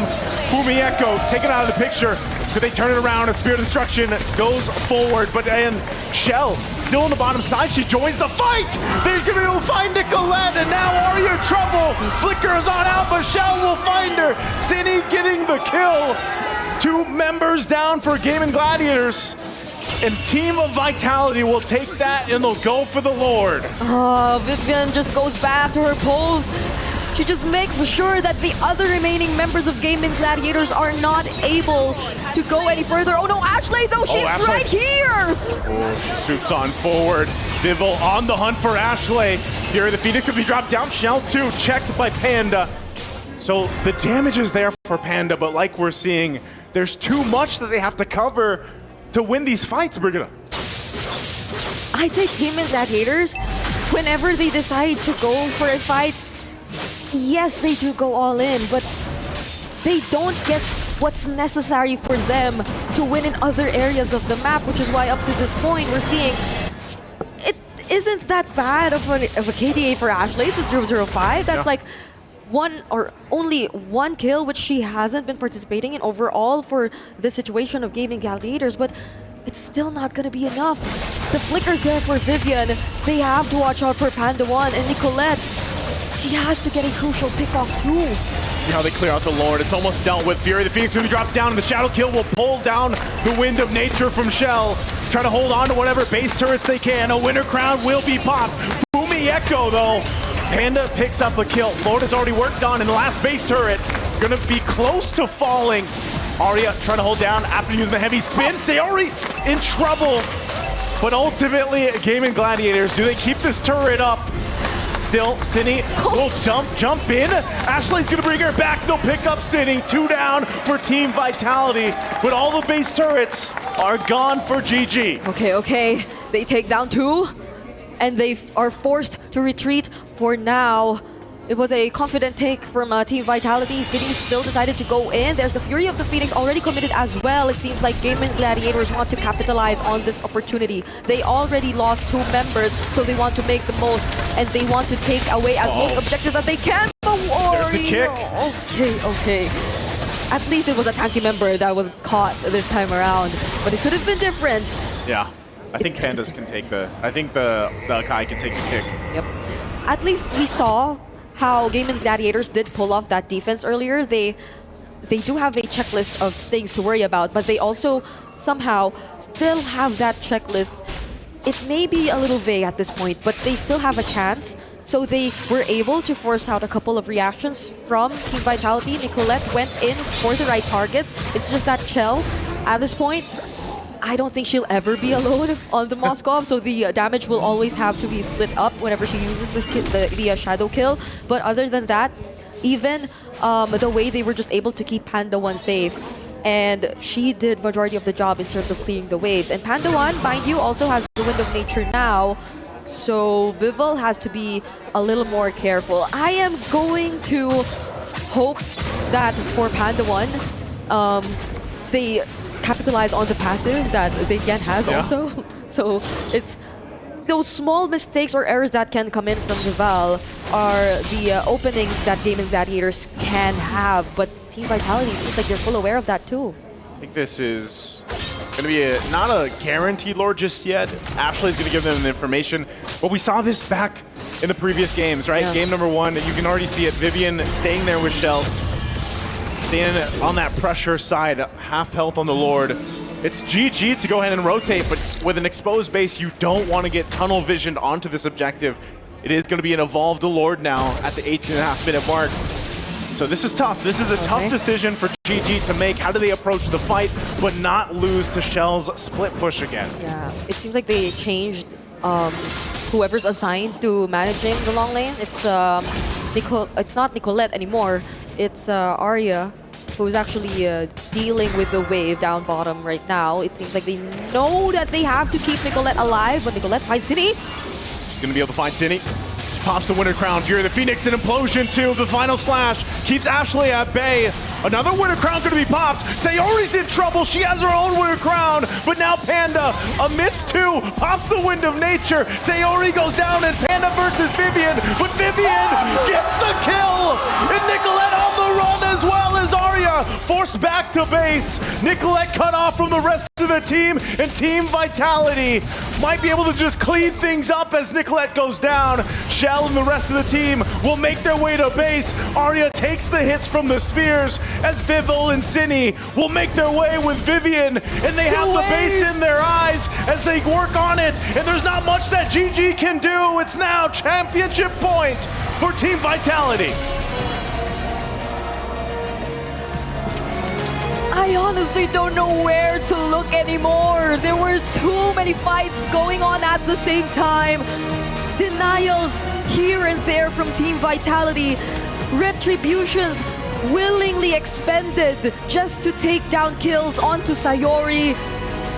Risking losing your dash just to take down the jungler. Let's hear what our panelists have to say about this game. It seems to be a consistent storyline for this grand final series. So close yet so far. Somehow Team Vitality just seems to keep finding ways to stop that GG building momentum. Just when you think that it's an advantage for GG, somehow that experience starts to come through for Vitality, right? The way that they're being able to play in these team fights, the way that they adjust and adapt in the game really reflects that they have 3 years under their belt. Yeah, and it goes to show also that this is where mobility in terms of the heroes that they had comes in, because some parts of the game, particularly that last skirmish at the top lane, they have this Cho, and this Cho could actually go faster than the rest of the heroes, as to why it was a lot difficult for Gaming Gladiators to disengage and somehow do enough initiations. And this is probably one of the highlights, because just when we thought that Gaming Gladiators will have a better trade on taking down a turret, then you have the SOD plus other players of Team Vitality stopping that momentum from Nicolette. Okay, so we got what we asked for. We got the Hayabusa and then the Akai together for Gaming Gladiators. I want to focus a little bit more here on Nicolette. I don't think she had a bad game. More so that every time she could go in for the shadow kill, quick fingers on the hands of Team Vitality. She would just get crowd control right away that she can't even press her ultimate. It's either Fumi Echo or it's either Vivian on the Cho. So on multiple occasions, we thought that maybe with her being placed on the Hayabusa, it would give her a lot more leeway to be able to move around the map compared to a Lancelot. But it turns out it's just Vitality with their quick feet, with their quick thinking, to be able to always shut down one of the main spears for GG, which is the Nicolette. Yeah, I would agree. It's as if they're thinking one step ahead. Yes. Against Gaming Gladiators, so they know and they predict as to where the players are. So we could actually see that for Team Vitality, there were moments wherein there was a deterioration in terms of the formation, but at some point they get back that control. Because honestly, using a Cho into an Akai is not easy. Yep. Right? The crowd control that the Akai offers when the tools are available sometimes is able to stave off the combo from Vivian on the Cho, but for some reason, they're able to find the right positioning and the right entries to these team fights to make sure that Vivian still stays relevant in this game. And the more we talk about this, the more I hear your takes. I feel like it's sort of similar to what Gaming Gladiators did yesterday in their series, where they were doing the whole divide and conquer strategy with the Badang and the Akai together. That Team Vitality, on the other hand, they don't have like a super clear combo for that. More so, they have 5 heroes who can do their own thing that forces Gaming Gladiators to all split up. And so then Team Vitality is just playing, all right, who's next? Okay, this one's out of position, we get this one. It just seems so overwhelming for Gaimin to handle. Yeah, and that's true, because whenever there is an arrow hit also from a Cine, then for Gaming Gladiators, we need to move back. We don't have enough heroes with us to set up a play or probably go for another initiation. So it felt like for Gaming Gladiators, there were a lot of factors that they needed to consider before engaging, as compared to a Team Vitality.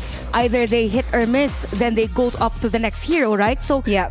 definitely for Team Vitality, it's very efficient with the usage of their heroes. Even Sini again on top of the damage dealt all throughout this game, and it's shared a piece with the Shell's hero also. So you have Shell doing the macro side of things, even Vival, but you also have the map control with Vivian, and you have the vision from Sini's hero. All right, and that is, I feel like despite that being a very long game, we actually got to perfectly just tell the story of what happened there between Vitality and Gaimin Gladiators. We actually have some very special guests right now on our panel, so please welcome Chinchao and Funi, two very familiar faces for the members of Team Vitality, and I know you two are very familiar with Team Vitality, and so I just want to ask you, apa kabar?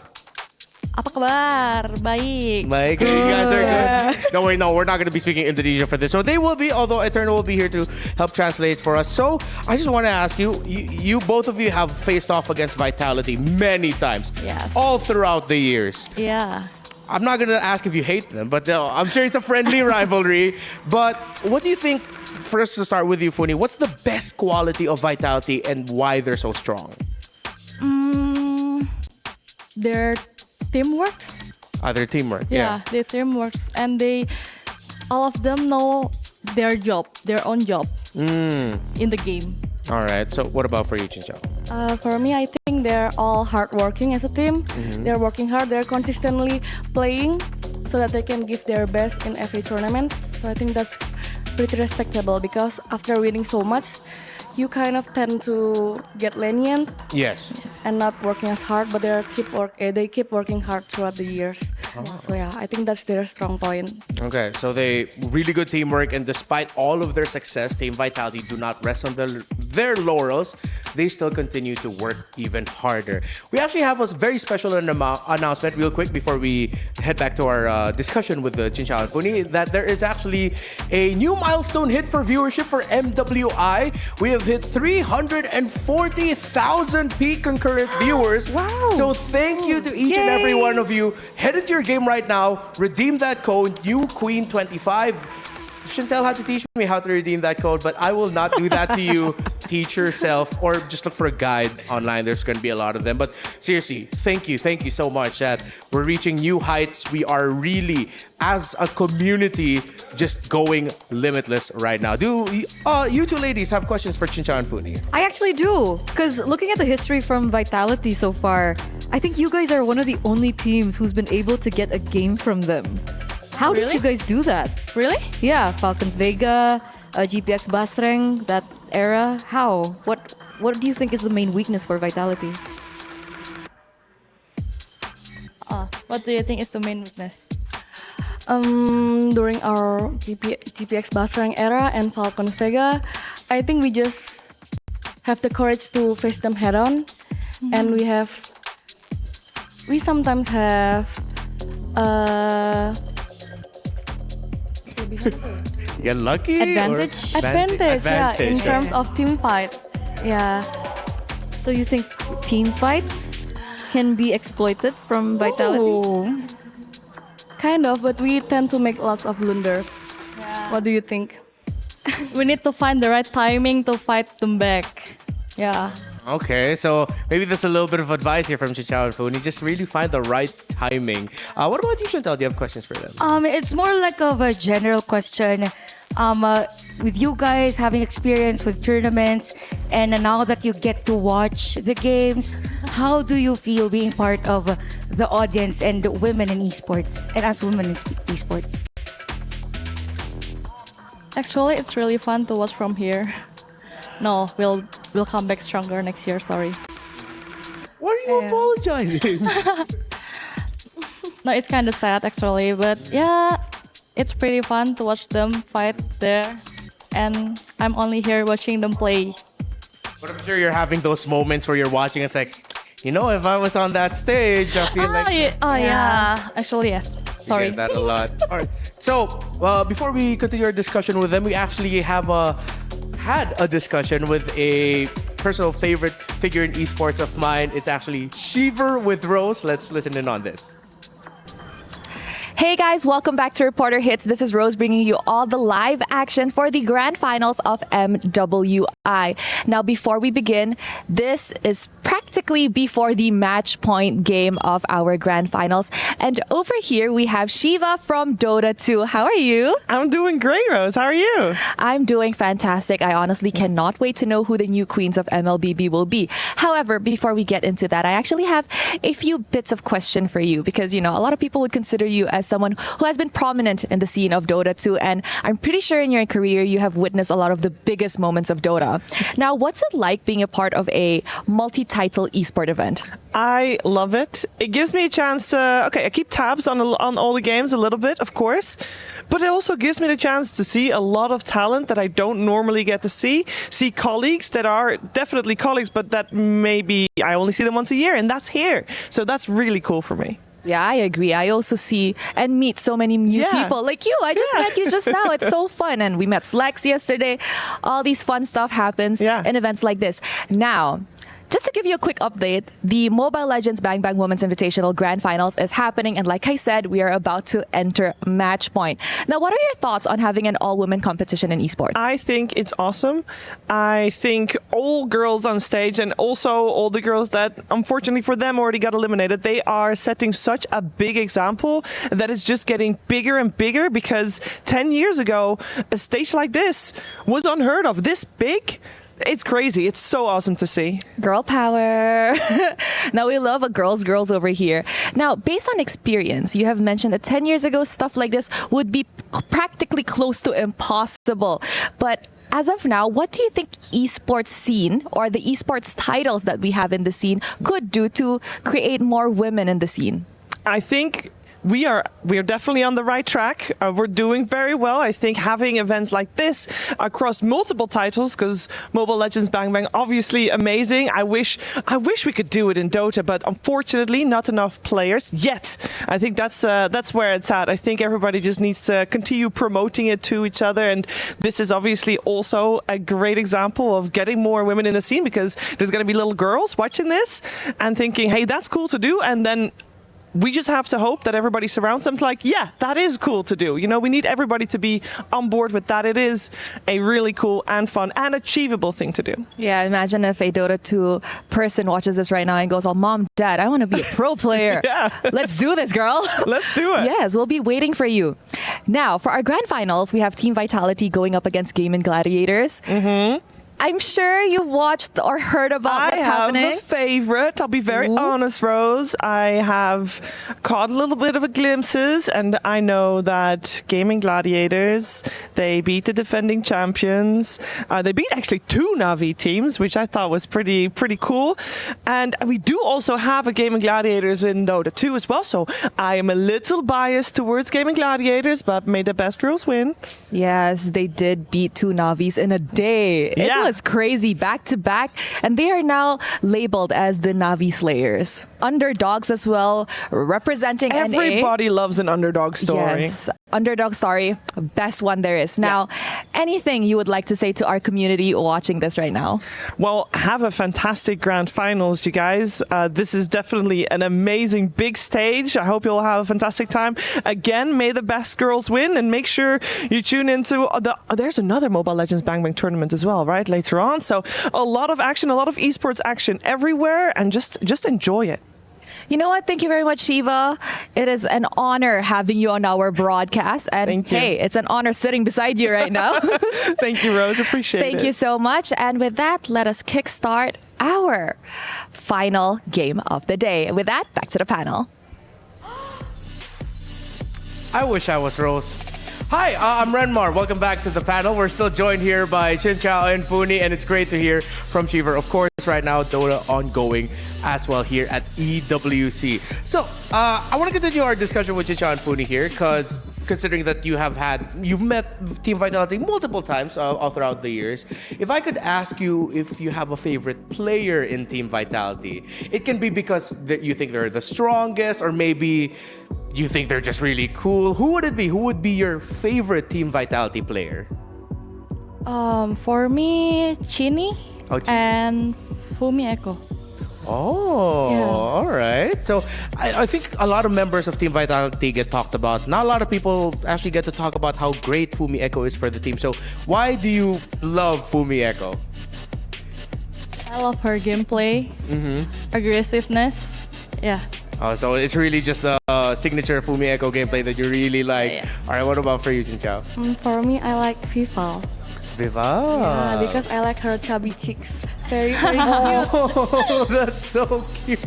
Yeah, she's so cute. All right, so for you, it's the gameplay, it's the strategy, and Yeah. for you, it's Viva so adorable. She's adorable. Yeah, okay, that's great.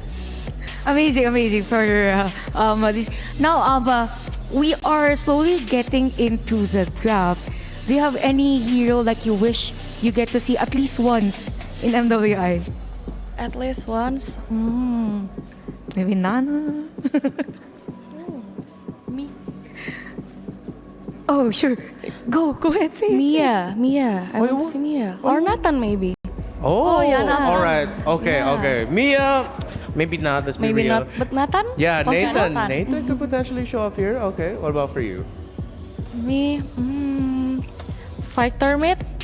Oh, Fighter mid, you know we're yeah. in the same boat of that. I've been asking for that for a long time now for teams to show a fighter in the mid lane. Huh? You know? Yeah. Yeah. Because in ranked games, I still saw some pro players using fighter mid lane. Oh, what are those heroes like? There is Lapu-Lapu. Yeah. Yeah. Okay. And also Cho, yeah. And also Cho in the mid. All right, so Yeah. that might be a sudden surprise prediction here from Funi. And hey, maybe something that we'll see for MSC once MWI is done. But we still potentially have even more games here. Just because it's a 3-0 doesn't mean it'll end here. It could still potentially still go to Gaimin, stretching out this series even further. And it'll be great because we'll have Chinchao and Funi joining us here so we get a pro player perspective for this draft. So let's head into the discussion for that. Eternal, for you, what do we have to watch out for? I don't know at this point, to be honest. Because we thought it was a Kimmy problem. The Kimmy gets taken away, and then Cine We picks up said the the Selena. Hayabusa. We talked about the Hayabusa. We talked about the Lancelot. We talked about the Akai. And it feels like anything that is put into the hands of Gaming Gladiators, despite how strong they are in terms of presence and impact, it feels like Team Vitality already are one step ahead. But maybe do you guys have an idea? Is there some hero that we should be looking at for GG to come back here in game number 4? For me, we cannot ban any violated heroes. Cannot. Yeah, it's no use. Okay. Oh. It's no use to ban their heroes.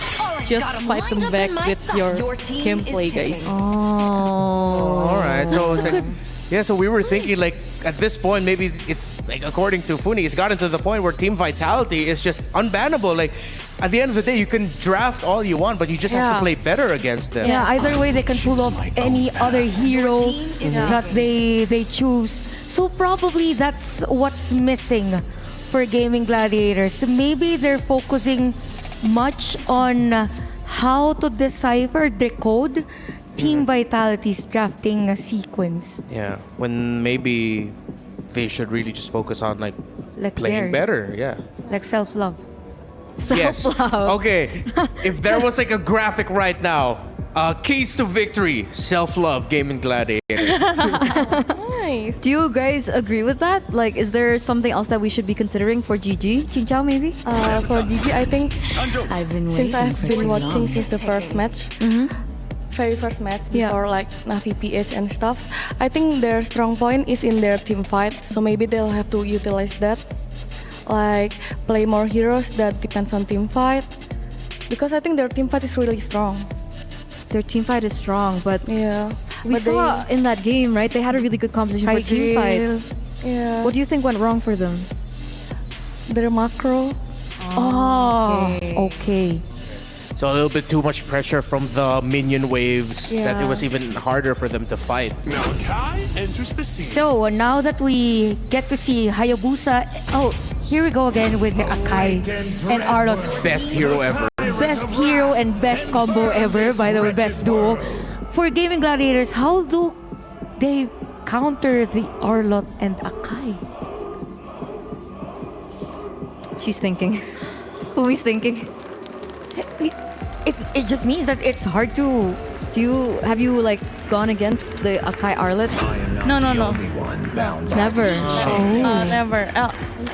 Yeah, in tournament never. Oh, that's why. Yeah. So it's new in the meta. Yeah.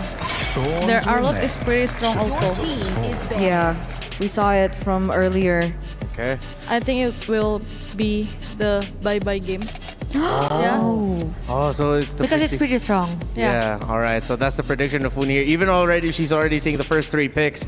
This might just be it. But Gaimin do pick up the Phoveus, and I like Phoveus against Arlot. I don't like Phoveus against Takai. I have experienced that in ranked games. I try to jump on someone, I get heavy spun away. It's like there's not much a Phoveus can do. It might work out, but if this does work out, I'm just gonna straight up say Arya's the MVP. Because it's so demanding for a Phoveus to actually do well against the lineup of Team Vitality right now. They were nodding. Do you agree with this? Yeah, we agree. It's hard for the Phoveus? Yeah. It's Why is it so hard? She won't use her ulti here because of the heavy spin. Your team is banning. So the potential threat supposedly from the Phoveus to actually zone out players has been neglected or negated already with the Akai. So now just to compensate like the damage from Gaming Gladiators, what do you think is the best mage that they should get from? I mean, just by the looks of it, mid lane pick. Yeah. I like Suxin, but they banned Suxin already. Nice What ban else from is Vitality. there? There's Zetian, Farsa. Oh, Farsha is Valentina. gonna try here. Yeah. Maybe Valentina. Valentina is best pick for What now. with left undone. I think they also got Valentina the first time they gave out Akai. Yeah. Yeah. All right. Yeah. So it might be the Valentina. Maybe Chinchao, you have like predictions you wanna toss out? Prediction? Yeah, like, well, for the hero. For the hero. Heroes? For the hero, at least. It might show up. I can predict the mid lane, but I would like to see Nana being played here. Banana pick. Okay. I was looking forward for Nana too. Nana can change Akai to Kitten. Molina. Molina, yeah. So instead of a panda, you want a guy to turn into a kitten. Yes. You know what? That is a good strategy we've never really discussed. Yes, thank you very much. Yeah, if the panda's the problem, turn it into a little stuffed toy kitten. Right, yes. Okay, so the Matilda is actually the next pick here for GG. So we're still waiting on a mid laner. Still think that it's going to be a Valentina? Yeah. Okay. I think. What about for Vitality now? We're waiting on the next 2 picks. We're looking at a mid lane, potentially jungle or roam or XP. What do you think? Maybe Selena again. Okay. Another Selena. But Yeah. yeah, that should work because even though you will give more dashes to work with for the Phoveus, you have that guy. You don't have to worry. Oh, yeah, Karita. Akai jungler. Akai jungler. Arlot Rom. Yeah. And this was the combo that Team Vitality showed up before. And Yeah, when we go against would that Foot Foot Esports, Foot yes. Esports, yeah. Yeah, in Stream B, then that's where that matchup happened. So strong combo. Do you think Vitality, Chinchao, this is good for them? That this is going to be the decider pick that they win? Huh? You think they win this? Yeah, they got this game already. All right, that's a prediction from Chinchao. Funi, what about you? 100%. All right. Just to provide more context, it's fellow Indonesian athletes supporting fellow Indonesian athletes. So, Chinchao, Funi, thank you so much for joining us here for the draft. Will this be it? Will it be Vitality taking the crown or Gaimin taking a game back? Let's go to Naisu and Brigida. Just one win away from getting the championship and another 100% record here in MWI 2025. Team Vitality, they've been dominating the series so far. Even our guests, Funi, Chinchao, they think this might be the quote-unquote bye-bye game, but will Gaimin Gladiators find a way to deny them of that? We're seeing the potentially last match, Naisu. How are you feeling for this game? I'm feeling pretty good, but I'd like it to be extended a little bit longer. You know, I really don't want it to be a sweep here. I'd like to see GG get a game and extend the series. Maybe they can do that. They've showed some promise, you know, here and there, but they definitely had some things to take care of. A big part of those things is map control, making sure that, again, Shell has the Moskov, so you can expect the same thing. And like our panel mentioned, this Kadita, this was banned out previously. Now it's in the hands of Cine, and we've seen this previously in the stream B earlier on in MWI, so I'm hoping GG has answers for this and is able to control this. Now, maybe that was one of the things. Sayori is on the Valentina again. She could take some big ultimates here. There actually have been a couple of changes in terms of draft, in terms of the heroes that our teams have prioritized. GG, for one, no longer went with the CC. We've been talking about this too. It's a big change if you would look at their previous matches. Instead, it's actually Fumi Echo who has her hands on the CC. And it seems like they're done with the entire Hayabusa Lancelot matchup. So they denied multiple assassin junglers from Team Vitality too, which led to this Akai jungle. But because of that massive respect for the Akai jungle, I think we are seeing multiple Purify spells from Gaimin Gladiators. I was going to say, this is a little like the first time in the series where we don't see the, you know, assassin versus assassin in the jungle.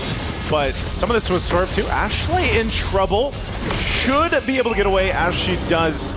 So survives, popping the Purify though in that. So this is a opportunity for Team Vitality to get the advantage for this turtle. The way it's looking right now, it's purely Gaimin just fighting for survivability. And I don't know if that might be the way to go, because you see how Team Vitality is capitalizing on this. It isn't as aggressive for Gaimin Gladiators so far, unlike the way they played the first few minutes, and especially game number 1, I'd say. It's a much more careful approach, but they also could just be waiting for their spikes. And they know that Ashley no longer has the Purify, so it's just respect. You can't afford to make crucial mistakes that'll allow Team Vitality to snowball once again. Panda does have the Purify here, so luckily that was spotted out. Ashley there to help her. Does hit that level 4, so now she's got the Circling Eagle. She has the Guiding Wind too to help Panda. They're gonna go for an exchange, 2v2. Meanwhile, top, Arya's gone with the rough waves. Panda, oh, they get swept with the final slash from Vivian. So even with the 2v2, Team Vitality will still win that bottom. Can Nicolette change this? She's gonna be joining the fight. She's gonna spawn out Vivian. She has the shadow kill. She'll pop that. Ashley trying to join the fight, but Vivian still gonna be able to survive. Nicolette can't pick up a kill. How often do you see a simultaneous gank on the gold and XP lane? Yeah. When they were able to take out Arya on the XP lane, even taking out majority, if not all, of the energy shields that were on that tier 1 turret, and they take down Panda in the gold lane as well. This is a massive win for Team Vitality in the early stages of the game, especially considering that they were also able to get their hands on the first objective. Gaimin are yet to trade anything away from Team Vitality, but at the very least, they have something to hold on to. They have Panda, they have ways to keep her alive, they have the sustain in the hands of Ashley, but Arya, she won't be able to sustain that burst damage. How do you survive at that? The burst from a Kadita in the hands of Cine, who's done this previously. If you're at half health this early on, you can pretty much say goodbye.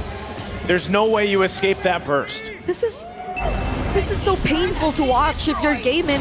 You're so used to having the CC, you're so used to winning the EXP lane, and I feel like that has been a massive factor to how they've been winning out the past few games that they played, how they've been dominating the early stages of the game, but it gets clearly denied here by Team Vitality, and it's not just the EXP lane, it's even the gold, and even the objectives. How do they contest this? Looks like they're gonna go for it once again. Vivian zoning out. Ashley went in with a Circling Eagle. She could be in trouble. Gets quite low. Has some of the shield to help out, but that's an objective secured. This Vidville will secure the second turtle of the game. Spear Destruction going to be thrown in. I'm not sure if Team Vitality actually wants to go for a fight. They are not letting anything up here already 5 minutes in. Cine has been incredible, I must say. Cine seems to be the one putting a lot of pressure on Gaimin Gladiators for this game so far. The way that you have to be mindful of where the Kadita is gonna come from, of where the Kadita is gonna like surprise you with either the Petrify or even the combo, because again, this has been one of the adjusted heroes, and yet again, once more! See, these are the hardest moments, the hardest parts of this game. You can't find a way to check the brushes either. I think at most Nicolette can do that, but do you really want to expand your quad shadow just to do that? I don't know, that's a great question, because right now the main thing is, you mentioned it, Brigida is dealing with Cine. And I want to say, Cine has been phenomenal throughout the series. A couple games in the hands with the Himi, and now this Kadita. Just proving a point on why she's such a strong and respected mid laner around the world here. Vivil's going to go ahead and spawn out Ashley again. Sayori's been holding on to the heavy spin for the majority of this portion of the game, and so still, Gaimin Gladiators, they're finding themselves slowly but surely slipping behind. Shell going to be the next target. She'll flicker out, so she's going to be fine. The rest of the team was actually just around the corner if that did break out into a fight, so GG struggling to find a pick-off. Cine, this could be the moment for Nicolette. Rough wave's going to be used, but Cine will survive. Meanwhile, up in the river, still Arya up at the front. She's going to be able to zone out Vivian a little bit here, but still in that gold lane. It's just a back and forth. Meanwhile, look at the push up top. They're not able to contain what's happening on the opposite side of the map. Fumi Echo, she has enough trust in her teammates that they can manage it by 4. But now Vival might be the target, although will easily get away without any pressure from Gaimin Gladiators. They might not even want to contest this next objective anymore. They could potentially look for a pickoff, but why does it feel like Team Vitality sends that? They might go this time. Cine could be in trouble. She's locked down with a heavy spin. A Spear of Destruction's going to be thrown out. Shell's going to join the fight, but Sayori on the run, can't escape Fumi Echo. And now Arya next. Dark Wave into the Infernal Pursuit, but she's not tanky enough. Team Vitality again picks up a couple kills. And now Nicolette waiting out on the whims. She's going to jump in. Shadow Kill's going to be popped up. GG Panda joining the fight, but they back off. A final slash too, but the turtle for the taking here for Team Vitality. It was a great attempt from Nicolette, but the damage was not enough just yet. This is some insane game sense we're seeing from Team Vitality actually in this game. The way that they could have went for the upcoming turtle up, and they just tried to burst it down, knowing fully well that there would be no contest whatsoever anymore. But no, it seems like they knew how ahead they are. They knew that they could actually engage in a fight up against Gaimin Gladiators, and that's what's gonna make them uncomfortable. These constant team fights that they just can't win out on. They have this lineup which makes you feel like they might want to go for those fights, but at this point, it might not be the best decision to go for it anymore. Arya can't even stand the amount of damage that's coming from Team Vitality. I feel like even Cine considers Arya as a target right now. She could go for anyone at this point. You know, you get this kind of strength in the early game with Kadita. Whoa, Nicolette so low. She has to pop the shadow kill, but she can't escape it either way. Another pickup for Team Vitality. GG scrambling here on their side of the jungle. That wasn't a full combo. I mean, that was just the ultimate. The first kill and the ultimate. And then she used the Petrify mid-ultimate, mid-rough waves. Yeah. So Nicolette could have gotten away, but that was another deny by Cine in this game, which leads to this free Lord that goes into the hands of Team Vitality. Mind you, they've already cleared both Tier 1s and Tier 2s in the side lanes, and now might be their opportunity to clear even the mid lane. Oh, Arya so in trouble under the Tier 2. Cine again unleashing, picks up the kill, and just not enough damage from the shadow kill from Nicolette. It's the same story every time. And it's so tough for Gaimin Gladiators to find a win in these fights. This is gonna be tricky for Gaimin. The lane where the Lord spawned was the top lane, and they were already able to trigger the Holy Shields even before this Lord has spawned. Again, courtesy of Fumi Echo, she's been pressuring that lane for majority of this game for the past how many minutes since Team Vitality. It's not that they don't need her, it's more that they can just carry out whatever they wanted to do even without her. But then again, there's the curtain call. Could this be dangerous? Cine doesn't find the rope for Waves that time, but they get another Purify out. Lord is making its way up top. GG, are they ready to defend here? 6,000 gold behind. This is going to be crucial. Panda's positioning. She still has the Purifying. Ashley already at half health and she's gone as Shell picks up the kill and Panda falls.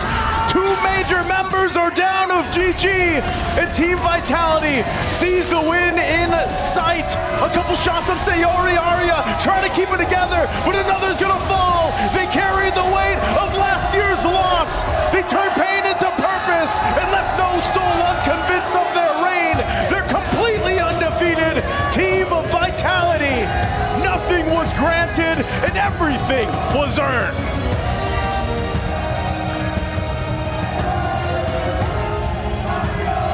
You can now say that they are indeed limitless, as Team Vitality secured the championship for this year's MWI.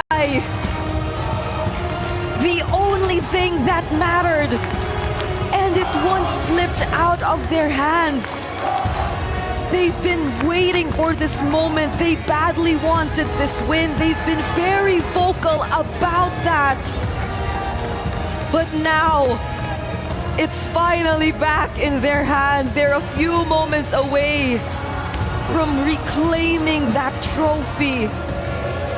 This is a well-deserved win, a very dominant win for Team Vitality. Man, imagine that. Just no games taken from you. This whole run of MWI 2025 here at EWC, and it's just been a fantastic one, a redemption arc, a restoration, basically, for Team Vitality after what they went through last year, that devastating defeat. But now you can see how happy dance, locked in and happy they are. Let's give it up for our MWI 2025 champions, Team Vitality!